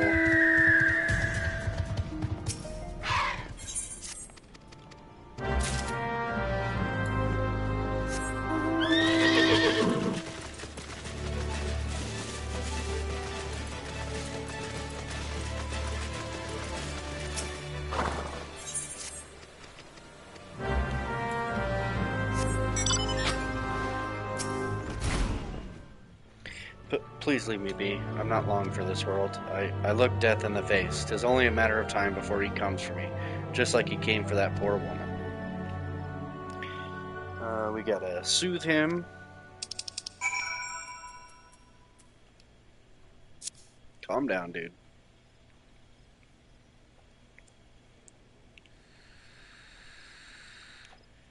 You're right. It's not as bad as it seems. I saw something terrible, that's true, but that hardly means I'm going to suffer the same fate. Thanks to you, I can think straight again. I believe I can even recount what I saw without losing it. It was just another ordinary day. I was headed back to the float when I noticed a suspicious character in the distance, a masked man garbed head to toe in black. He had a hideous fiend in tow, a winged creature that was all eyeball and jagged teeth. Taken by curiosity, I crept as near as I dared to see the corpse of a woman. One glimpse was enough to tell me that she died a gruesome death. In that instance, I knew right away that the masked man was a minion of Thal, come to claim her soul for his realm. What? You're investigating the same masked man? If that's the case, we'll help you in whatever way we can. Aye, anything to ensure that we won't have to suffer Medred's hysteria ever again. Alright, teamwork. That's what I wanted to... Wait, I haven't been that bad, have I? At any rate, I'm all for helping this adventurer. It's the least I can do to repay him for comforting me.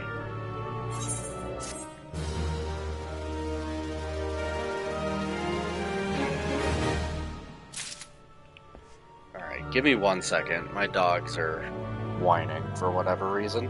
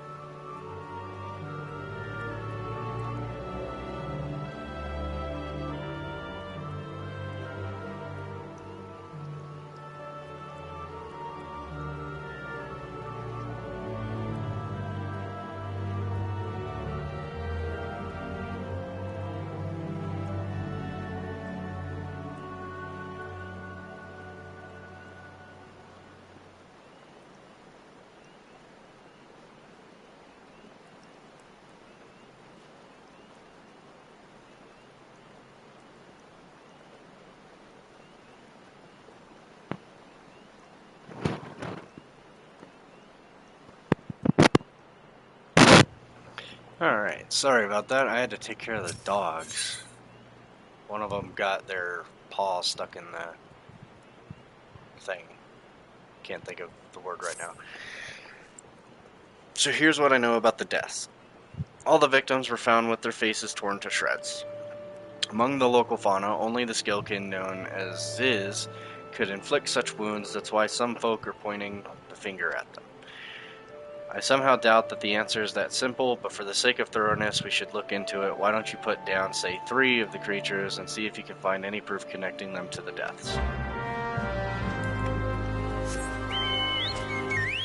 Sure thing, my guy. Or my lady.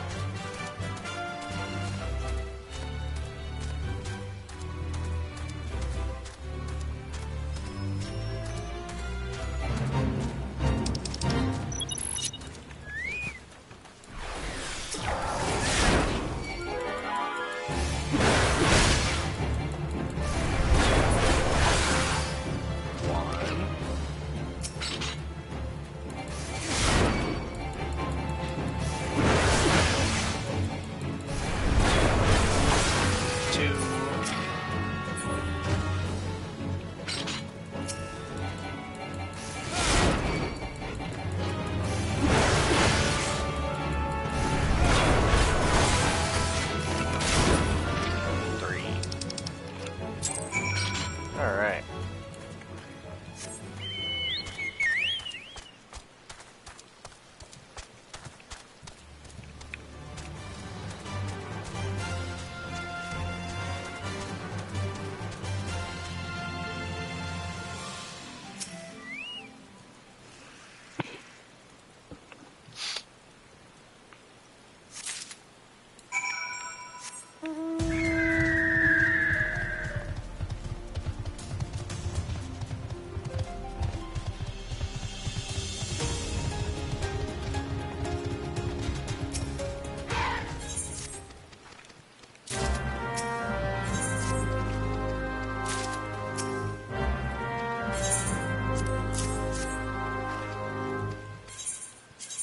Alrighty.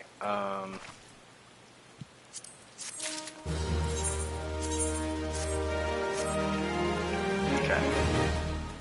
I'll go do this real quick.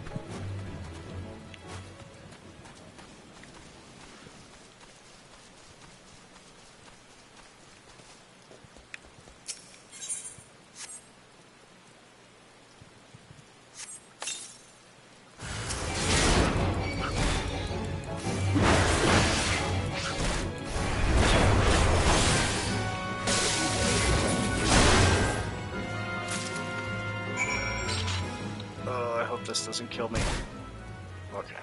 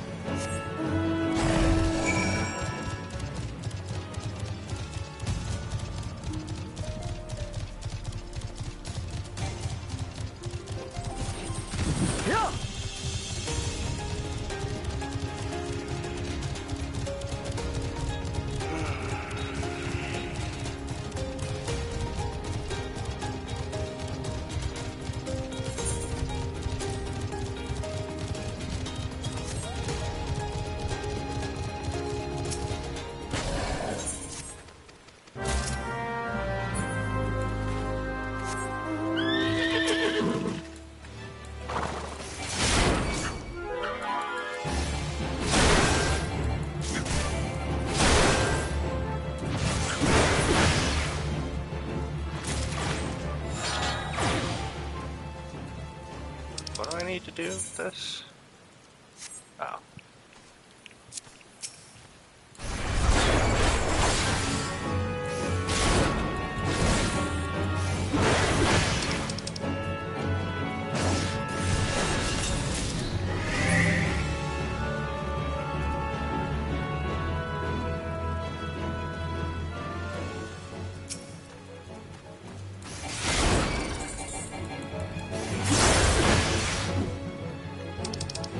Not gonna risk it.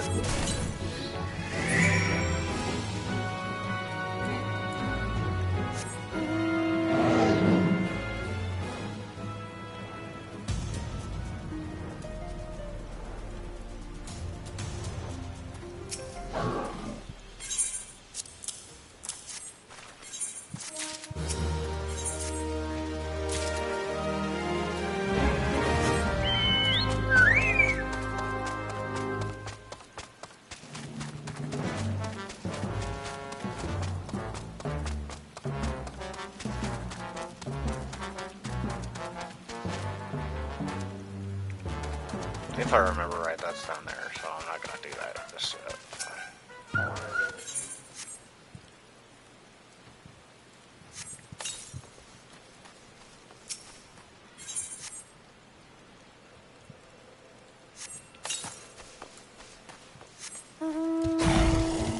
Okay, now I'll do it.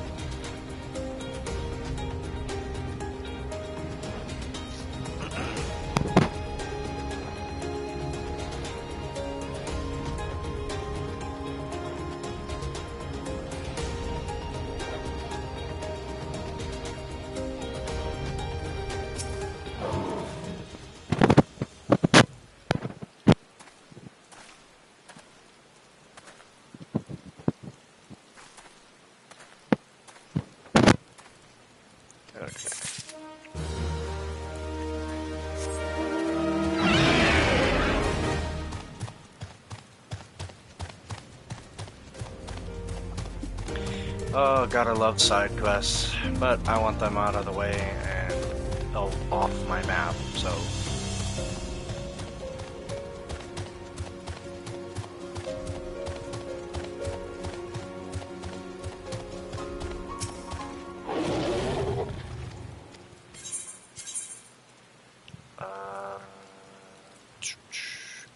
I will probably take that one.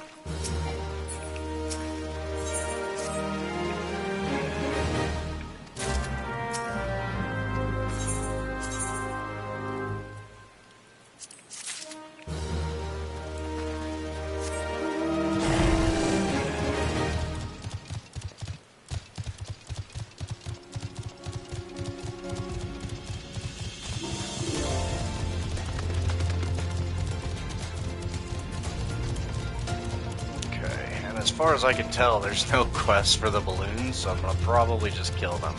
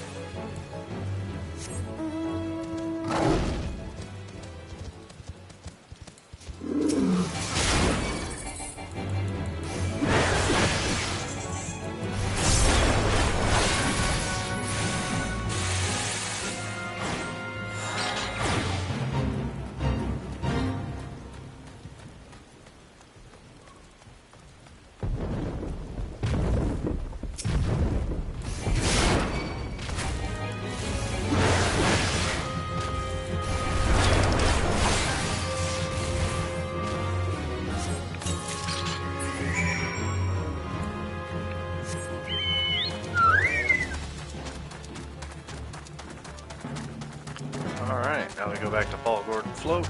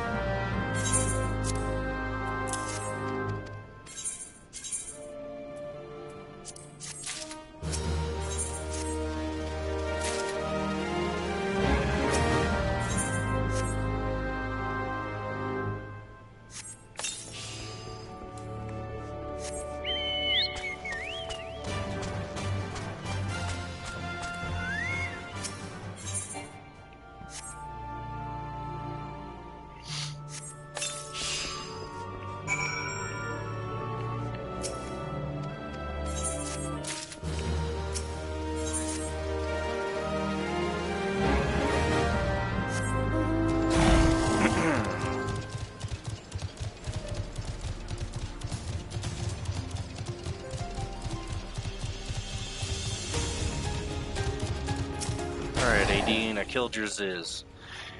You've already seen to the Ziz. Good work, adventurer. So, were you able to find aught to suggest that the creatures are our culprits? Nope. Nothing? Truth be told, even if there were proof, I wouldn't know what it looked like. Anyway, I believe we can safely strike Ziz from our list of suspects, which leaves us with the masked man and his winged eyeball. There's something else I heard about the deaths. It appears all the victims have been comely maidens. I'd better watch myself, eh? Unseemly japes aside, there's a rumor been going around. There's some as whisper that after each victim's died, her rancor went into the great big rock southwest of here, causing it to flash and moan. This bears investigating, I reckon. I'm going to give you a fire sand stick to blow off a piece of that crag. The stick doesn't come with a fuse or anything, so you'll have to throw the thing. Once you've torn the rock a new one, bring back some of the fragments and I'll give them a gander.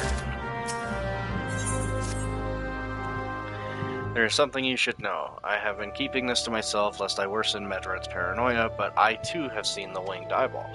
I cannot say whether it was coincidence, but my sighting took place precisely the same time as Medred's. I was heading home after a day of digging when a shadow fell over me. Looking up, I found myself locked in a gaze with a giant eyeball. I let out a scream at the top of my lungs and ran without once looking back. This happened at the rocky area west of here, in case you had a mind to investigate. And I do.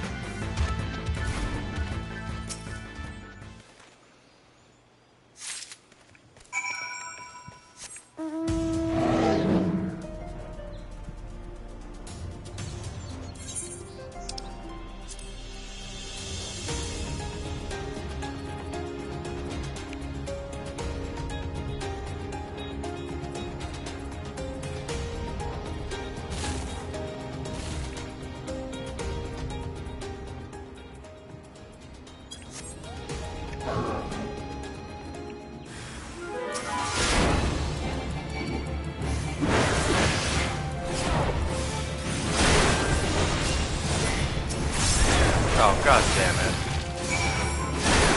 Well, he's dead.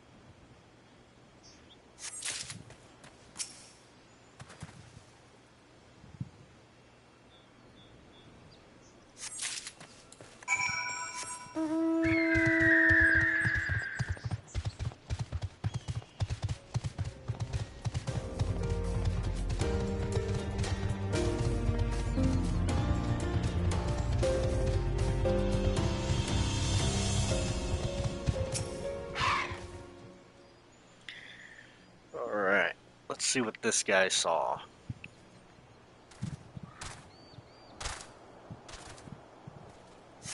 It was a big old spider.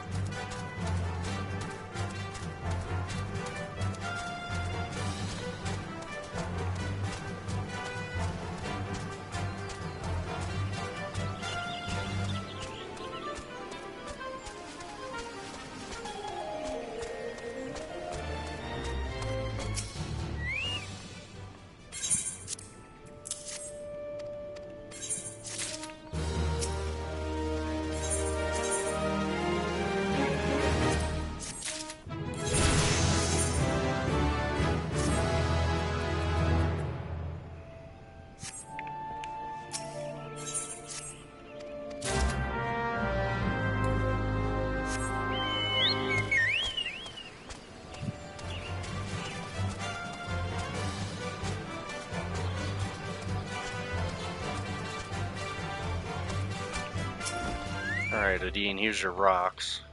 Most folks are too scared to go within 100 golems with a rock of rancor. It has a name, but what's a few vengeful spirits to a dauntless adventurer like you, eh? Huh? Why, these are just your garden variety crystals. 'Tis a bit hard to tell beneath all the dirt and grime, but they're definitely lightning aspected. I almost hate to say it, but that explains the flashing and moaning. Nothing to do with the masked stranger. Looks like I've gone and wasted both your time and a perfectly good fire sand stick. Oh well.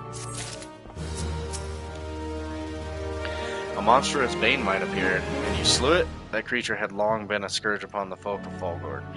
Intentionally or no, you have done us a great service. You have my gratitude. But this does make me wonder, was it truly a winged eyeball I saw, or merely a trick of the light combined with blind panic? I think you guys just wanted me to do your job for you.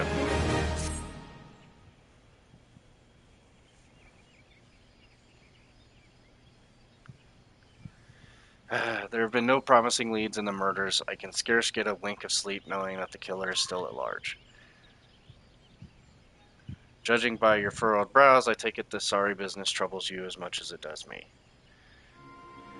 I had been pondering my encounter. I was uncertain for a time, but there can be no doubt it was a winged eyeball that I witnessed. It's implausible that I could have mistaken so distinct a creature for a bane mite. But you and I were malms apart. How could we have both seen it at precisely the same time? What's more, our adventurer friend here had a run-in with the bane mite at the very spot you claimed to see the fiendish eyeball, isn't that right? There must be an explanation. I know. I saw an eyeball with wings. I could wager an apple tart on it. Oh, he's serious, but listen, mayhaps it's not as mysterious as we're making it out to be. There's no reason why there couldn't be gods, of course. There must be more than one of the buggers. Ugh, that's so obvious. But then that means since there have been repeated sightings of these fiends, then there must be more victims as yet undiscovered. Gulp. I do believe we're out of our depth. We ought to leave the rest to the expert. Yes, we're just civilians after all. Good luck, adventurer. It was a pleasure knowing you. While I burn to know the truth, some things are best left unknown. Lest you have forgotten, it was at the rocky area to the west that I had my encounter. Should you discover aught of note, you will want to alert the authorities. There is a guardhouse nearby. The serpents there should be pleased for any information that pertains to the security of the region.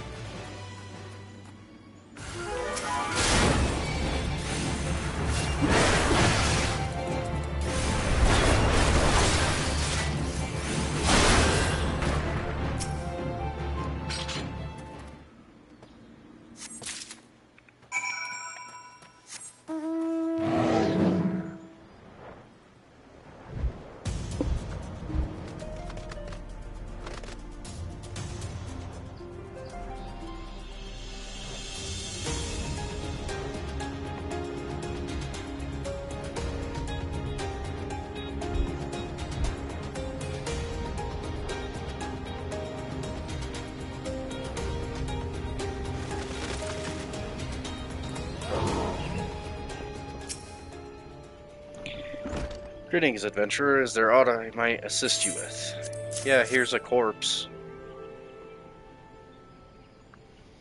Gods be good, not again. No matter how many bodies I see, I cannot seem to get used to the horrid sight. Poor woman. Identical deaths have been reported in the Central Shroud, while the masked stranger you seek does not seem to feature in any sightings of the winged eyeball are common enough. The creature appears to be moving the bodies, but to what end? None can say. The victims have all been young women. All are found with their faces mutilated beyond recognition. It's been difficult to identify them so as to notify their next of. This button, engraved with the lily motif. The very same object was found upon another victim. A family sigil, or that of an organization, perhaps. Either way, I dare to hope that this find will prove pivotal in solving the murders.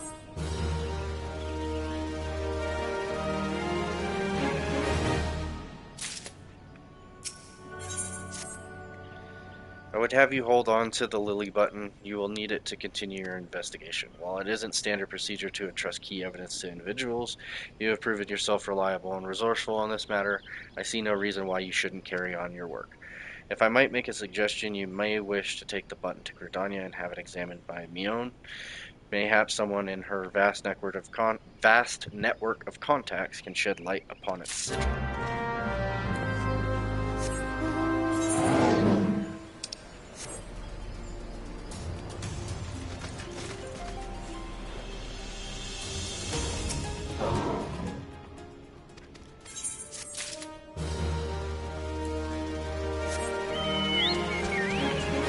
Alright, and before we go to Gridania, what is going on with my controller right now? I want to see something real quick.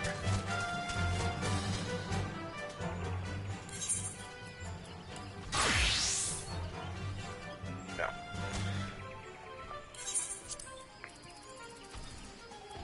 Thought these guys were what I needed, but it is not.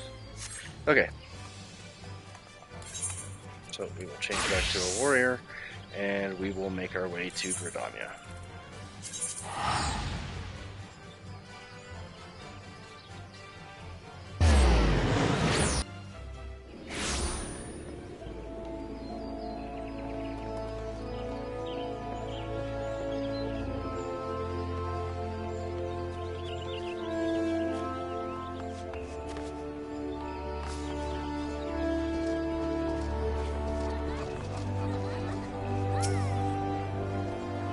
Good day to you, Leaf. By your grim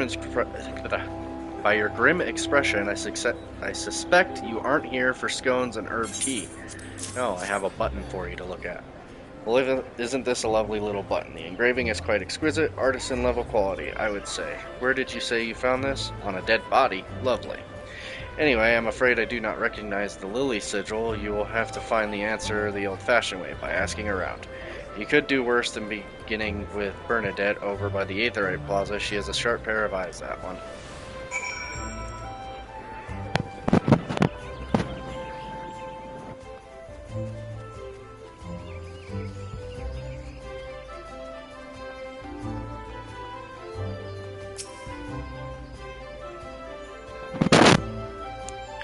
Need help tracking down the owner of a button? That's certainly not a request I receive on a regular basis. Well, go on then, show me what you have.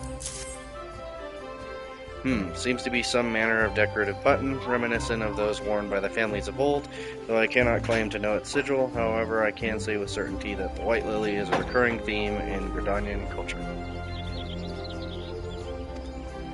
Alas, I do not know who would make a personal sigil of it. If there is a soul in Gridania who does, it would be Cien Gould over at the Lancers Guild. The woman makes a point of knowing all the citizens on a four-name basis.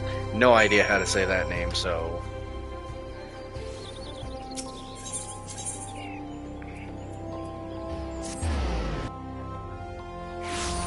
Alright, I'm gonna at least finish this, and then we're gonna take a quick break. Bernadette believes that I could help you. Well, that is a rather bold assumption to make. I will try to assist, never you fear, but whether aught comes of it is another matter. Now then, what do you require of me? Look at this button. Fascinating. Work of this quality is rarely seen in the hands of ordinary Gridanians. The owner of this button is most certainly well-to-do. You may wish to take your search to the Gentry's Ward, northwest of here. Wait, a memory comes to me. Of late there has been a man who is perpetually seated at the bench of the ward's entrance. His name is Ursandil, and I distinctly recall seeing a markedly similar button upon the breast of his jacket. I dare say he can tell you a thing or two about it.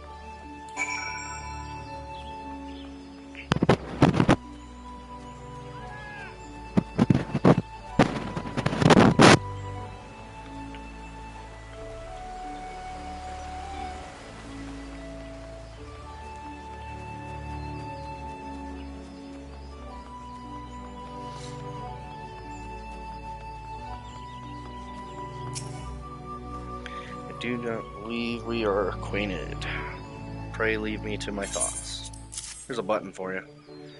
The sigil of D'Artancourt's family. How is it that you come to be in possession of this button?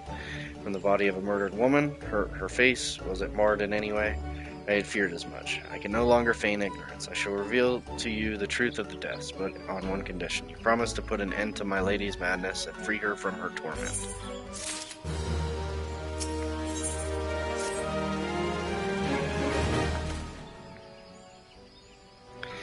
I was once a manservant in the employ of one of the oldest and proudest families in Gridania, the D'Artancourts. During that time I had the honor of waiting upon Lady Amandine, mistress of the household. Fair as summer was she, and possessed of a heart befitting her radiance. Alas, the calamity brought a great change in her. Though my lady escaped with her life, death may well have been a kindred fate. Never will I forget the day her bandages were removed, and she beheld her disfigured face for the first time. At that moment, the kindly woman I knew ceased to be. Unable to bear the thought of being seen, my lady sequestered herself within her chambers and refused all company. This continued for many uneasy moons, until one day, without warning, she began receiving queer guests. None among us knew whence they came, these masked men, but my lady believed that they would help her to regain that which she had lost. So began the rites of rejuvenation. These rituals seemed innocent enough in the beginning, but grew ever more grotesque as time went by. Eventually, there came a day when my lady bound one of her handmaidens to her bed and proceeded to mutilate the poor girl's face. Suffice it to say, she did not survive the ordeal. It fell to me to dispose of her body. I performed the dreadful task as bade, obedient servant that I was, but when the time came to return to the house, my legs refused to move. I knew then that I could not go back to that place, not after the nightmare I had witnessed. So it was that I left Hawk Manor, my home for nigh on half a century.